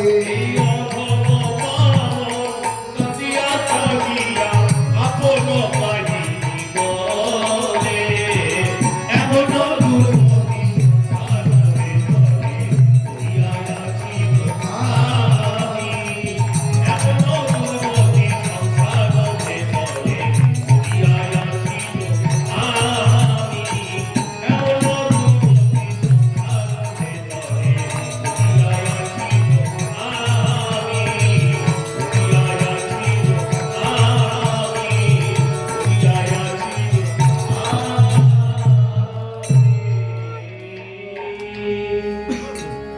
আমি আগে বলেছিলাম যে সেই ভগবত গীতার জ্ঞান যে কৃষ্ণ দিলেন, কিন্তু তিনি চিন্তা করলেন কি যে আমি যদি নিজে গিয়ে না শেখাই তাহলে কে শেখাবে? আপন না আচরিলে শিখানো না যায়, তাই না? আমি যদি নিজে আচরণ না করে লোককে শেখাতে পারবো না। বাবা যদি মদ খায় আর বাবা যদি আশা করে ছেলে মদ খাবে না, এটা হয়? বাবা মদ খাচ্ছে ছোটবেলা থেকে, ছেলে দেখছে, ছেলেও বড় হয়ে খাবে। বাবা মা গালাগালি দিচ্ছে একে অপরকে, তুই তো গাড়ি বলছে, বড় হয়ে একটু বড় হলে ছেলে মাকে তুই তো গাড়ি করবে, ছেলে মাকে মারবে। কেন দেখেছে না? বাবা চর থাপ্পড় মারছে, লাথি মারছে, হবে না? তাহলে আমাদের যদি গুরুজনরা না শেখায়, তাদের আচরণ যদি না ঠিক থাকে, আমরা শিখবো? চৈতন্য মহাপ্রভু বললেন আপনি আচরি ধর্ম জীবেরই শিখায়, আপনি না আচরিলে শিখানো না যায়। তাই এখানে গানে কি বলা হলো? নন্দসুত যিনি চৈতন্য গোসাই নিজ নাম করি দান, নিজে দান করতে আসলেন। কি দান করতে আসলেন? অনর্পিত চরি চিরাত করুণায় অবতীর্ণ কল সমর্পিত উন্নত উজ্জ্বল রস স্বভক্তি শ্রিয়ম হরি পুরট সুন্দর দ্যুতি অবম্ব সন্দীপিত সদা হৃদয় স্পন্দরে স্ফুরত শ্রী শচী নন্দন। অনর্পিত চরি চিরাত, যা বহুকাল দেওয়া হয়। অর্পিত মানে দেওয়া, দান করা, অর্পিত। কতদিন দেওয়া হয়নি? অনর্পিত, বহুকাল। আমি এখন যেটা বলতে চলেছি এটা ভালোভাবে না শুনলে কিন্তু মাথায় ঢুকবে না, ভালো করে শুনুন। কতদিন দেওয়া হয় পরে জিজ্ঞেস করবো কিন্তু। হ্যাঁ, ব্রহ্মার একদিন যাবৎ দেওয়া হয়। ব্রহ্মার একদিন, এটা কি কালকে দিয়েছে আজকে দেয়নি? ব্রহ্মার দিন মানে এরকম নয়। ব্রহ্মার দিন মানে অনেক লম্বা। কত লম্বা? সত্য, ত্রেতা, দাপর, কলি। কলিযুগের আয়ু হচ্ছে 4,32,000, এর ডবল হচ্ছে 8,64,000 হচ্ছে দাপর যুগের বয়স। তারপর কলিযুগের 3 গুণ হচ্ছে 12,00,000 কত? 96, এটা হচ্ছে ত্রেতা যুগের বয়স। আর সত্য যুগের বয়স হচ্ছে 17,00,000, 17,18,000, 17,18,000। মানে কলিযুগের 4 গুণ বড় হচ্ছে সত্য যুগ। বুঝতে পারছেন আমাদের গণনা? এইরকম 4টে যুগ যদি 1000 বার রোটেট হয়, 1000 বার, সত্যতা দাপর কলি, সত্যতা দাপর কলি, সত্যতা দাপর কলি, সত্যতা দাপর কলি। এইভাবে যদি 1000 বার আবর্তিত হয় তখন ব্রহ্মার 12 ঘন্টা, একদিনে 12 ঘন্টা। মাথায় ঢুকলো? আমি একটুখানি বুঝিয়ে দিই, তাহলে বুঝবে। আমাদের 12 ঘন্টা মানে এই AM PM এর 24 ঘন্টা হয়ে গেল। AM PM, রাত 12টা থেকে সকাল 12টা AM, সকাল 12টা থেকে রাত 12টা PM, আমাদের AM PM এ 24 ঘন্টা। কিন্তু দেবতার পিতৃলোকে আমাদের যখন 15 দিন হয় তখন পিতৃলোকে দিনের বেলা, আমাদের এখানে 15 দিন অতিবাহিত হয়, পিতৃলোকে রাতের বেলা। 15 দিন মানে পক্ষ। কি করে বুঝবো? মহালয়ার দিন তর্পণ হয়, পিতৃপক্ষ শেষ হয়ে দেবী পক্ষ শুরু, তাহলে পিতৃপক্ষর ওই যে 15 দিন, পূর্ণিমা থেকে অমাবস্যা, ওই 15 দিন হচ্ছে পিতৃপক্ষের রাত। আর তারপরে মহালয়ার দিন জল দেওয়া হচ্ছে, মানে পিতৃপক্ষ মানে পিতৃপুরুষরা উঠছে, এবার দিন জল দেওয়া তর্পণ। ওই শুক্লপক্ষটা হচ্ছে পিতৃপক্ষের রাতে দিনের বেলা, আর কৃষ্ণপক্ষটা হচ্ছে পিতৃপক্ষের রাতের বেলা। এটা হলো পিতৃলোকে। স্বর্গলোকে আমাদের যখন 6 মাস উত্তরায়ণ কাল, তখন পিতৃলোকে স্বর্গলোকে দিনের বেলা, আমাদের যখন দক্ষিণায়ন কাল তখন স্বর্গলোকে রাতের বেলা। এখন স্বর্গলোকে রাত চলছে, রাত। এখন স্বর্গলোকে রাত 3টে। কেন স্বর্গলোকে রাত 3টে কেন? না, কদিন পৌষ সংক্রান্তি আসছে। পৌষ সংক্রান্তি মানে উত্তরায়ণ শুরু, তার মানে ভোরবেলা শুরু হয়ে যাবে, রাত 3টে। এটা অগ্রহায়ণ মাস চলছে, পৌষ মাসে তো পৌষ সংক্রান্তি থেকে আষাঢ় মাসের সংক্রান্তি, এই 6 মাস, পৌষ মানে মাঘ ফাল্গুন চৈত্র বৈশাখ জ্যৈষ্ঠ আষাঢ়, এই 6 মাসকে বলা হয় উত্তরায়ণ। আর আষাঢ়ের সংক্রান্তি থেকে পৌষ সংক্রান্তি পর্যন্ত 6 মাস দক্ষিণায়ন। এই দক্ষিণায়নে স্বর্গলোকে রাতের বেলা, আর উত্তরায়ণে স্বর্গলোকে দিনের বেলা। বোঝা গেল? এই জন্য মকর সংক্রান্তিতে ভোরে স্নান হয়। কেন? দেবতারা তখন নদীতে স্নান করতে আসে ভোরে। বুঝতে পারছেন? এমনি নয় যে গোজা ফুলে বলে দিলে হবে। তো ঠিক সেরকম আমাদের পৃথিবীতেও আছে। এখন রাত্রি 7:30 ইন্ডিয়াতে, আর এখন আমেরিকায় সকাল 7:30, 12 ঘন্টার এদিক ওদিক। ঠিক সেই রকম ব্রহ্মার 12 ঘন্টা মানে সত্য তেতা দাপর কলি যদি 1000 বার ধরে, তাহলে ব্রহ্মার 12 ঘন্টা, ওই দিনের বেলায় 12 ঘন্টায় সৃষ্টিকার্য হয়। আর রাতের বেলা 12 ঘন্টা আছে, কিন্তু রাতের 12 ঘন্টায় সৃষ্টিকার্য হয় না, ব্রহ্মা ঘুমায়, তখন সৃষ্টিকার্য হয়। টোটালটা মানে সত্যতা দাপর কলি যে সংখ্যা এত বছর, যদি ডবল হয় 2000 বছর, তখন 2000 বার, তখন ব্রহ্মার 24 ঘন্টা শেষ হয়। এই ব্রহ্মার একদিনে কৃষ্ণ একবার আসে, আর ব্রহ্মার একদিনে গৌরাঙ্গ মহাপ্রভু একবার আসে। কিরকম ভাবে? এই যে ব্রহ্মা, এই যে বছরটাকে ভাগ করা, এই দিনটাকে ভাগ করা হলো, এই সত্যতাতে দাপর কলি ঘুরছে 1000 বার। এই 1000টা সত্যতা দাপর কলিকে 14 ভাগে ভাগ করা হয়েছে। ভাগবতে বলা হলো, এটাকে বলা হয় 14টা মন্বন্তর। 14টা মন্বন্তর। এক একটা মন্বন্তরে এক একজন মনু আছে। যেমন এখন চলছে 7 নম্বর মন্বন্তর। 7 নম্বর মন্বন্তরে মনু হচ্ছে বৈবস্বত মনু। বুঝতে পারছেন? তো এই বৈবস্বত মনু রাজত্বে যখন, তাহলে এক একটা মন্বন্তরে 71 খানা করে প্যাকেজ থাকে। প্যাকেজ মানে সত্যতা দাপর কলি যদি একটা প্যাকেজ ধরা হয়, 4টাকে মিলে একটা প্যাকেজ, তাহলে এই বৈবস্বত মন্বন্তরে 28 নম্বর প্যাকেজে কৃষ্ণ আসে। 28 নম্বর প্যাকেজ সত্যতা দাপর কলি ঘুরলো, সত্যতা দাপর কলি ঘুরলো, এভাবে 28 নম্বর যখন সত্যতা দাপর কলি আসবে, সেই 28 নম্বর প্যাকেজে স্বয়ং কৃষ্ণ আসেন। তখন যুগ বিপর্যয় ঘটে। এগুলো হঠাৎ করে মাথার উপর দিয়ে যাচ্ছে, শুনুন, মনে রাখতে না পারলেও শুনুন। যারা মনে রাখতে পারবে, একটু পড়াশোনা করে সব, তারা বুঝতে পারছে। তো তখন যুগ বিপর্যয় ঘটে। যুগ বিপর্যয় মানে অন্য সময় সত্য যুগের পর দাপর যুগ, ত্রেতা যুগ হয় না, কিরম ভাবে যুগগুলো সাজানো থাকে? সত্য মানে 1, দাপর মানে 2, তেতা মানে 3, কলি মানে 4। সত্য, দাপর, তেতা, কলি। কিন্তু যখন বৈবস্বত মন্বন্তরে স্বয়ং ভগবান আসেন 28 নম্বর প্যাকেজে যুগ বিপর্যয় করে, তখন কি হয়? সত্য যুগের পর দাপর যুগ না আসে, সত্য যুগের পর তেতা যুগ আসে, রামচন্দ্র আসে। তারপরে যে দাপর যুগ আসে, সেই দাপরের শেষে স্বয়ং কৃষ্ণ আসে। স্বয়ং কৃষ্ণ, কৃষ্ণ সব দাপর যুগে আসে না, আর সব কলি যুগেও চৈতন্য মহাপ্রভু আসে না। তো সেই দাপরের শেষে কৃষ্ণ আসেন, আর কৃষ্ণ এসে কুরুক্ষেত্র রণাঙ্গনে ভগবত গীতার জ্ঞান দেন। এটা প্রতিবারেই হয়, প্রতিবারেই লীলা হয়। ভগবত গীতার জ্ঞান দেন। যখন জ্ঞান দেন, জ্ঞান দেওয়ার সময় সর্বধর্ম পরিত্যাগ শ্লোকটা বলে, তারপরে তিনি ভাবেন যে আমি অনেক দিন দিলাম না, কেন বহু কলি যুগে দিইনি, বহু তেতা যুগে দিইনি, বহু দাপর যুগে দিইনি, আবার আমাকে দিতে হবে, বহুদিন দিইনি। তাই বলা হলো অনর্পিত, বহুকাল দেওয়া হয়নি। অনর্পিত চরিং চিরা অচিরা, হঠাৎ দিতে এসে, হঠাৎ। কেন এত দেওয়া হলো? না কলিযুগে দুর্দশা দেখে। করুণায়া অবতীর্ণ কলৌ। কলি হচ্ছে দোষের সমুদ্র। কলিযুগে কি হবে?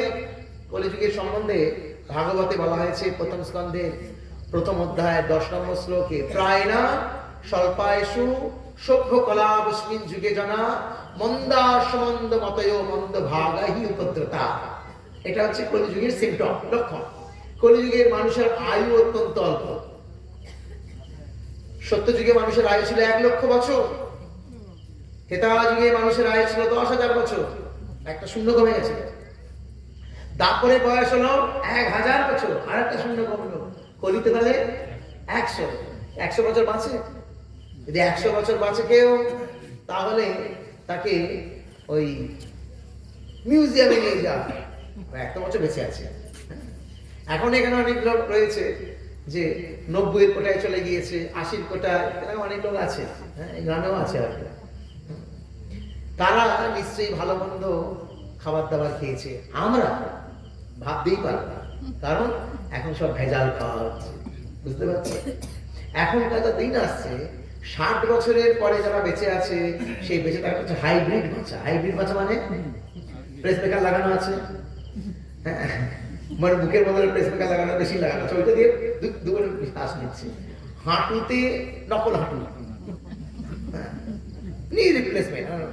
আমার হাঁটুটা নষ্ট হয়ে গেছে, বলবে না, লজ্জা লাগে না বলতে? স্টাইল করে আমার নি রিপ্লেসমেন্ট হয়েছে, আমার হার্ট রিপ্লেসমেন্ট হয়েছে। এখনকার মানুষ আর বলে না দুশ্চিন্তায় ভুগছি, এখন ডিপ্রেশনের রোগী।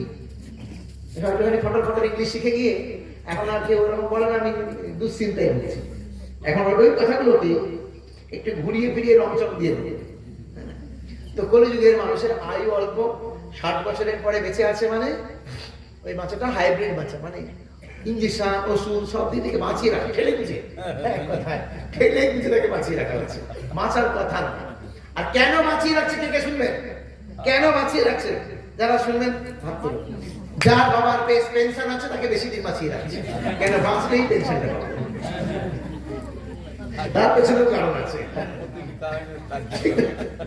বাবা মাকে, বুড়ো বাবা মা মরে গেলেই বেঁচে যায়, হ্যাঁ, তাও বাবা মাকে বেঁচিয়ে রাখছে, খোঁয়াড়ের গরু বানিয়ে খেতে দেয় না ভালো করে, হ্যাঁ, কিন্তু বাঁচিয়ে রাখছে কেন? পেনশনটা আছে, এখন বিধবা ভাতা পাচ্ছে, ওগুলো তাই না বাঁচিয়ে রাখছে। বুড়ি বলছে ঠাকুর আমায় তুলে নাও, ছেলে বলছে মা তোমাকে আরো কদিন থাকতে হবে, তুমি থাকলেই আমার আনন্দ। এই হচ্ছে ব্যাপার। তো এইভাবে আয়ু খুব কম, প্রায় না স্বল্পায়ুষু। কলিযুগের মানুষের আয়ু অত্যন্ত অল্প। আগেকার দিনে বাবা মা জীবিত অবস্থায় সন্তান মরতো না। যদি বাবা মা জীবিত অবস্থায় সন্তান মরতো, তাহলে রাজাকে দোষ দেওয়া হতো, নিশ্চয়ই রাজা অনাচারী, দুরাচারী, তাই এইরকম হচ্ছে। আর এখনকার দিনে তো বাবা মা বেঁচে আছে, ছেলে হামেশাই মরছে, ছেলে মেয়ে, আর ছেলে বড় বাবা মা বিয়ে করছে, ছেলে ভাবতাম না, ছেলে ইঞ্জিনিয়ার ডাক্তার হয়ে গেল, বাবা মা আবার বিয়ে করছে, আর কি বলবো। এই হচ্ছে কলিযুগ। প্রায় না অল্পায়ুষু সভ্য, নামেই তারা সভ্য, কিন্তু অসভ্য চূড়ান্ত। আমরা নাকি ইতিহাসে পড়েছি এটা মিথ্যা কথা, যেটা ইতিহাসে পড়েছি। আমরা নাকি জামা কাপড় পরতে জানতাম না, গাছের ছাল পরে থাকতাম, আর নাকি খেতে জানতাম না, পাথরে পাথরে ঘষা লাগিয়ে আগুন জ্বালিয়ে মাংস ঝোলসে খেতাম, এটা নাকি। কিন্তু রামায়ণ মহাভারত আমরা দেখি সবাই তো সুন্দর দেখতে, সবাই তো জামা কাপড় পরে, তাহলে কোথায় এরা? এইগুলো সব আমাদের ভুল শেখানো হচ্ছে, বুঝতে পারছেন? আমাদের এই যে বাংলা ইতিহাস, এই বাংলা ইতিহাসে টোটালটাই ভুল শেখানো হয়েছে। আমাদের কি বলা হয়েছে? আমাদের জাতির জনক হচ্ছে আদম আর ঈভ, পড়েছেন? আদম আর ঈভ। কিন্তু আমাদের জাতির জনক মনু, মনু নয় শতরূপা, তার থেকে আমরা এসেছি। মনুর অংশ বলে মনুষ্য জাতি, কিন্তু আমাদের ইতিহাসে পড়ানো হয়েছে এটা। ওই ভুল ইতিহাস পড়ে বড় হয়েছি, ওই ভুল ইতিহাস পেয়ে চাকরি করছি, আবার বড় দেখাচ্ছি অহংকার, আমি কতটা হার। পুরোটাই ভুল। শাস্ত্র পড়ুন, দেখুন কি লেখা আছে। তো সেখানে বলা হচ্ছে, ওখানে কোনো জায়গায় লেখা নেই যে আমরা নাকি জামা কাপড় পরতে জানতাম, বেকার কথা। তো মেনে যদি নেওয়া হয় যে আমরা নাকি জামা কাপড় পরতে জানতাম না, আমরা অসভ্য ছিলাম, এখন তো সভ্য শিক্ষিত, তাহলে এখন ছোট ছোট জামা পড়ছে কেন? এইটুখানি প্যান্ট, ছেলেরা না মেয়েরা হচ্ছে, ছেলেরা তো বড় বড় প্যান্ট পরে, লুঙ্গি পরে, মেয়েগুলো চূড়ান্ত অসভ্যতা করছে, হ্যাঁ, মশারির মতো ড্রেস করছে, সর্বাঙ্গ দেখা যাচ্ছে, অসভ্য। তারপরে এখন শহরের দিকে সব থেকে দামি রেস্টুরেন্ট, সেখানে কি ঝুলছে? ওই মাংস, পোড়ানো মাংস, কি বলে, শিক কাবাব, নিচে উনুনের মধ্যে সব ঝুলিয়ে রেখে দিয়েছে, চিকেন মধ্যে, ওপেন ওপেন। আর মদের দোকানগুলো সব ওপেন। আগে লোকে যদি ভুল করেও সিগারেট খেত, বিড়ি খেত, ছোটবেলা লুকিয়ে, বাড়িতে আসার আগে এলাচ খেত, তারপরে কি লবঙ্গ খেত, যাতে মুখে গন্ধ না বেরোয়, মুখে গন্ধ না বেরোয়। এখন তো বাপ ছেলে দুজনে একসাথে হুইস্কি খাচ্ছে, চেস, এক চেয়ারে বসেছি, এক টেবিলে বসে। এই তাহলে কি আগে সভ্য ছিল না, এখন সভ্য? কলিযুগ যত বাড়বে এরকম হবে, প্রায় না স্বল্পায়ু সভ্য কলাবস্মি, অসভ্যতা বাড়বে, আর সবাই কলহ প্রিয়, কলহ প্রিয়। সব সময় আপনাদের এই যে গৌর মন্দিরে যখন অনুষ্ঠান হয়, কলহ হয় না? হয় না? হ্যাঁ, কেন হয় জানেন? ডেকে এনেছেন অল্প, বলবো, কেউ কিছু বেড়ে যাবে না। কারণ এই গৌর মন্দিরে যে সমস্ত উৎসব হয়, এগুলো পুরোপুরি সাত্বিক উৎসব হওয়া উচিত, কিন্তু সেই উৎসবে ডিমের দোকান বসে, জুয়ার দোকান বসে, বসে না মেলা? তাহলে সমস্ত অনাচার, এগুলো তো কলির আড্ডা, আমিষার নেশা আর জুয়া, এগুলোতে কলির আড্ডা। আর কলির টাকা দিয়ে আমরা গৌরের উৎসব করছি, তাহলে অশান্তি তো হবেই। কে আটকাবে? কারণ অশান্তিকে তো ডেকে নিয়ে এসেছি, ঠিক না? এইটা হচ্ছে আমাদের অবস্থা। কিছু মনে করবেন না, আমি হয়তো আর কোনোদিন আসবো না, কোনোদিন ডাক দেবো না আমাকে, যে একদম ওপেন বলে দিচ্ছি। তো বিচার করে দেখুন না, যে মহাপ্রভু জগৎকে শিক্ষা দিলে নেশা করো না, আমিষাহার করো না, তিলক সেবা করো, মালা পড়ো, সেই মহাপ্রভুর উৎসব হচ্ছে কি দিয়ে? কলির টাকা তুলে, কলির টাকা তুলে, অর্থাৎ আমিষাহারের দোকান দিয়ে, মোগলাইয়ের দোকান দেওয়া হচ্ছে, রোলের দোকান দেওয়া হচ্ছে, বেলুন ফাটানো জুয়া, চরকি ঘোরানো জুয়া, তাস খেলাও জুয়া, সবই জুয়া। জুয়ার দোকান দিয়ে আর নেশার দোকান, বিড়ি সিগারেট খৈনি দোক্তা, এইসব দোকান দেওয়া হচ্ছে। অনুষ্ঠানের পর টাকা বেচলে সেটা দিয়ে মদ তো খাওয়া হয়। তাহলে এইসব জায়গায় কলহ থাকবে, কে প্রেসিডেন্ট হবে, কে কি বলে ক্যাশিয়ার হবে, এসব নিয়ে ঝগড়া হয় তো। তার কারণ এদের কলিযুগে বলা আছে, তো আমি বলছি না, ভাগবত বলছে, কলাবস্মিন যুগে যারা মন্দা সুমন্দ মতয়, কলিযুগের মানুষের ভাগ্য অত্যন্ত মন্দ। কেন মন্দ? না, তারা টাকা উপার্জন করবে অনেক, কিন্তু টাকা ধরে রাখতে পারবে না, দুই জায়গায় টাকা চলে যাবে। কোথায় কোথায়? এক ডাক্তারের কাছে আর এক উকিলের কাছে। কেন? কলিযুগের মানুষের পায়ের নখ থেকে মাথার চুল পর্যন্ত রোগের মন্দির হয়ে গেছে। নখ কুনি দিয়ে শুরু, চুল পড়া দিয়ে শেষ, সারা শরীরে রোগ, কত রকম নতুন নতুন রোগ। ডাক্তার নিয়ে নিচ্ছে টাকা, আর নিচ্ছে কে? প্রতিটা বাড়িতে বাড়িতে অশান্তি, মামলা মোকদ্দমা, স্বামী স্ত্রী মামলা মোকদ্দমা, জমি নিয়ে মামলা মোকদ্দমা, কত কিছু। এই মামলা মোকদ্দমায় টাকা যাচ্ছে। তাই মন্দা সুমন্দ মতয়, মন্দ ভাগা, তারা অত্যন্ত ভাগ্যমন্দ, উপদ্রতা, রোগের দ্বারা উপদ্রুত। তা এই কলিযুগে মানুষকে কৃপা করার জন্য ভগবান মহাপ্রভু আসলেন কি নিয়ে? করুণা করি। আচ্ছা, আর তো একটা জিনিস বলতে ভুলে গেলাম। কলিযুগে, সত্যযুগে ছিল কি, বড় বড় মানে অনেক দিন মাস তো তারা তপস্যা করতো। কলিযুগে তপস্যা সম্ভব নয়। কেন তপস্যা সম্ভব নয়? কেন? আমাদের মন স্থির নয়। তপস্যা করতে গেলে তো মনটাকে চঞ্চল করলে হবে না, স্থির করতে হবে। খুব চঞ্চল আমাদের মন। তারপরে শরীরে ব্যথা, হাঁটুতে ব্যথা, কোমরে ব্যথা, ঘাড়ে ব্যথা। তপস্যা করতে গেলে তো আমাকে পদ্মাসনে বসতে হবে, সেই রকম বসার সুযোগ নেই, সব শরীরে ব্যথা। আর যদি ধরুন কোমরে বেল্ট, হাঁটুতে বেল্ট, ঘাড়ে বেল্ট বেঁধে বসলেন কষ্ট করে তপস্যা করতে, কিন্তু শয়তান হচ্ছে এটা, ক্রিং ক্রিং ক্রিং ক্রিং বেজে উঠবে। হ্যাঁ? আর আপনার বারবার মনে হবে কি এসে দেখি একটু মোবাইল, কি নোটিফিকেশন আসলো দেখি, একটু চঞ্চল হয়ে যাবো। তাই কলিযুগে তপস্যা সম্ভব নয়। তারপর ছিল ত্রেতাযুগ। ত্রেতাযুগে কি ছিল? যজ্ঞ। কলিযুগে যজ্ঞ সম্ভব নয়, কারণ আমাদের চেতনা এতটাই নিম্ন হয়ে গিয়েছে যে পুজোর জন্য একটা আলাদা ঘি, খাওয়ার জন্য আলাদা ঘি ব্যবহার করি। খাওয়ার জন্য মটন, প্রোটিন, নামতেজির ঘি, আর পুজোর জন্য একটা দশকর্মা ভান্ডারে ঘি পাওয়া যায়, নামই পুজোর ঘি। হ্যাঁ, ওটা কি দিয়ে তৈরি ওরাই জানে, চর্বি দিয়ে কি দিয়ে তৈরি, ওইটা দিয়ে পুজো করে। হ্যাঁ, তো এইরকম নিকৃষ্ট নিকৃষ্ট জিনিসগুলো দেওয়া যজ্ঞে লাগানো হয়। আর ঠাকুর মশাই কয়েকটা কমন মন্ত্র মুখস্থ করে রেখেছে। দুর্গা পুজো, কালী পুজো, শিব পুজো, নারায়ণ পুজো, সব পুজোতে একই মন্ত্র। জয়ন্তী মঙ্গলা কালী ভদ্রকালী কপালিনী দুর্গা শিবা ক্ষমাধাত্রী সহসদা নমস্তে জবাকুলম শান্তানি। আর যখন এই মন্ত্র মুখস্থ বলতে পারছে না, ঢং ঢং করে ঘন্টা বাজিয়ে দেবে, ঢাক বাজিয়ে দেবে, যাতে মন্ত্র কেউ বুঝতে না পারে। আর বুঝবেই বা কি, সংস্কৃতটা তো উঠেই গেছে। তাহলে এরাও সংস্কৃত বোঝে না, ওরাও বোঝে না, তুম পিছু ভাব পিছু। কিন্তু পুজোর প্যান্ডেলে বড় বড় মাইক লাগানো হয় ওই মন্ত্রগুলো বলার জন্য, কিন্তু অর্ধেক আপনি শুনতেই পাবেন। হ্যাঁ, কোনটা শুনতে পাবেন? ওই যে ন্যাসগুলো শুনতে পাবেন, অং নম বং নম ঢং নম চং নম ডং নম খং নম বং নম বং নম, ওইগুলো জোরে জোরে বলবে। কেন? এইগুলো চিন্তা করে বলবে, কিন্তু আসল জিনিস কিচ্ছু না। আর যদি কোনো জায়গায় বলি হয়, ছাগলের মাথাটাকে বেশি দিকে রেখে রেখে কেটে, ওটা আমি নিয়ে যাবো। এইসব অপদার্থ কাজ করছে। মুখে খৈনি নিয়ে বসছে ব্যাসাসনে, খৈনি নিয়ে। তো তোমার যে অঙ্গ শুদ্ধি করলে, কর শুদ্ধি করলে, আসন শুদ্ধি করলে গেল কোথায় সেগুলো? তোমার মুখে তো খৈনি আছে, তাই না?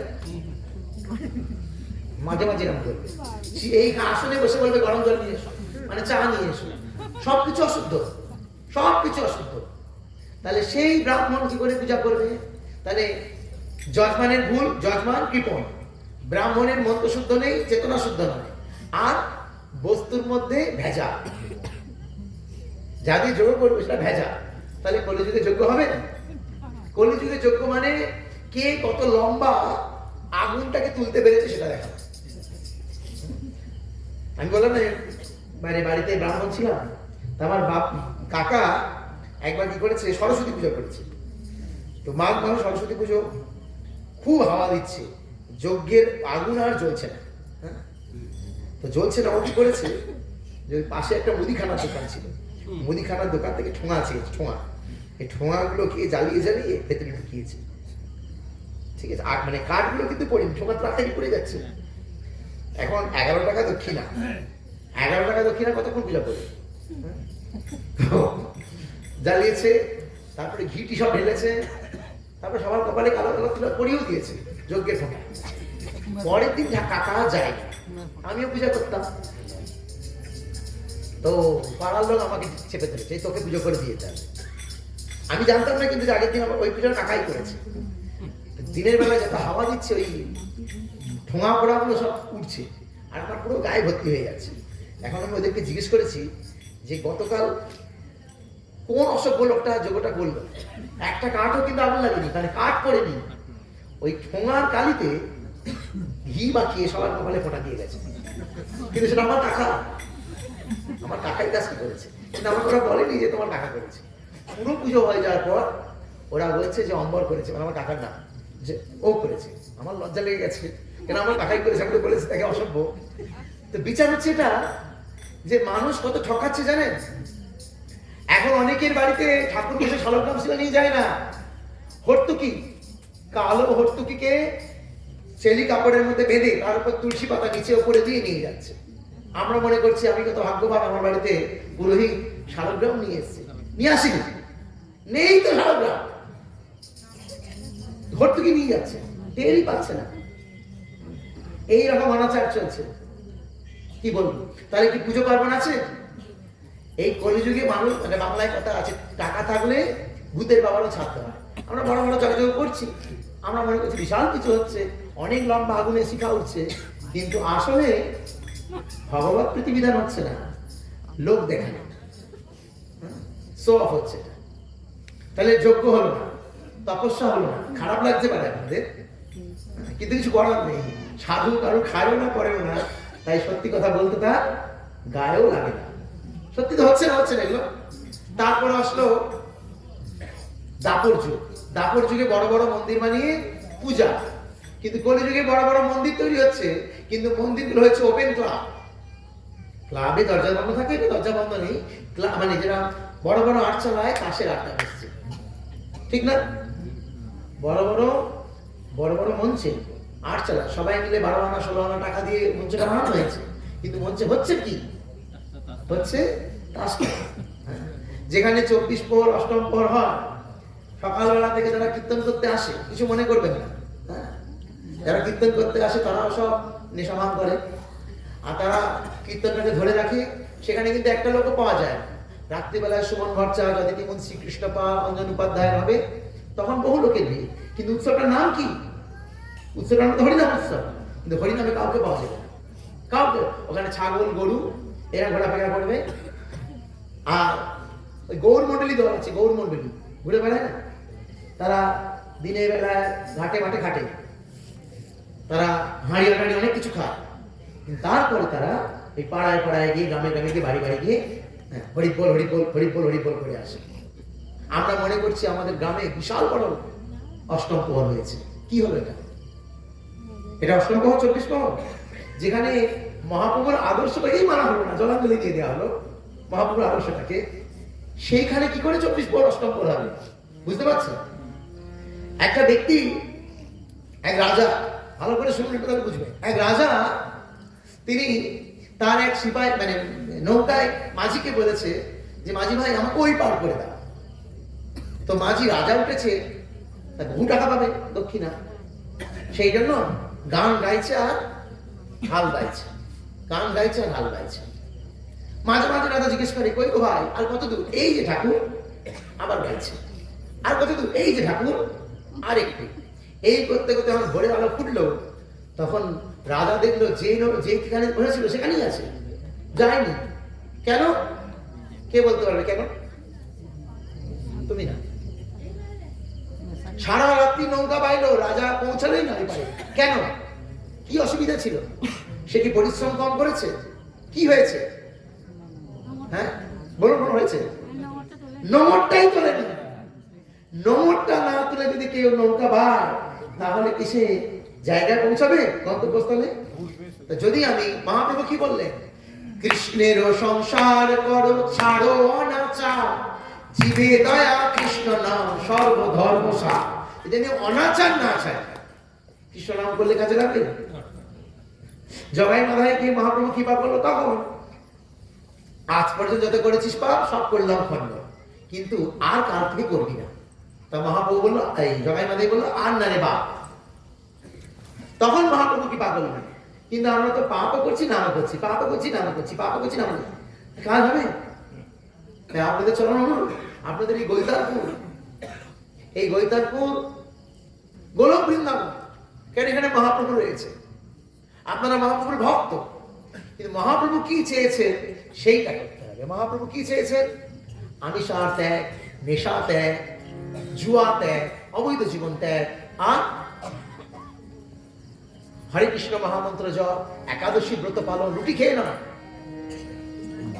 রুটি খেয়ে একাদশী নয়, একাদশী একাদশী নয়, ওটা আটাদশী হয়ে যায়। রুটি খেয়ে একাদশী করবে না, একাদশী না। সেইভাবে যদি আমরা হরি ভজন করি, তাহলে আপনারা এই জীবনেই গৌরকে পেয়ে যাবেন। মহাপ্রভু ওটা দিলেন, অনর্পিত চরিঞ্চিরাত করুণ অবতীর্ণ কল সমর্পিত উন্নত উজ্জ্বল রস। উন্নত উজ্জ্বল রসটা কি? রাধা কৃষ্ণের প্রেম সম্পদ। রাধা কৃষ্ণের প্রেম আমাদের জন্য সব থেকে উন্নত সম্পদ। রায় রামানন্দকে মহাপ্রভু জিজ্ঞেস করলেন, কে ধনী? রায় রামানন্দ উত্তর দিলেন, যে জন কৃষ্ণ প্রেমে ধনী সেই হলো এই জগতে সব থেকে বড় ধনী। আমাদের কৃষ্ণ প্রেম লাভ করতে হবে। কৃষ্ণ প্রেম মানে যেভাবে ব্রজের গোপীরা কৃষ্ণকে আরাধনা করেছে তদ্রূপ কৃষ্ণের আরাধনা করা, লাজ লজ্জা মান কুল সব ত্যাগ করে কৃষ্ণের জন্য পাগল হয়ে যাওয়া, পাগল হয়ে যাওয়া। সমর্পিত উন্নত উজ্জ্বল রস সব ভক্তি শ্রিয়ম, নিজের ভক্তি দিতে আসলেন। গানে রয়েছে না, নন্দসুত যিনি চৈতন্য গোদায় নিজ নাম পরিধান ভক্তি। কলিযুগে কৃষ্ণ ভক্তি লাভের সহজ উপায় কি? তিনটে যুগে তো তিনটে হলো না, কলিযুগে তাহলে কি? হাতে করো কাম, মুখে করো নাম, সবসময় নাম করো। হরে কৃষ্ণ কৃষ্ণ কৃষ্ণ হরে হরে, হরে রাম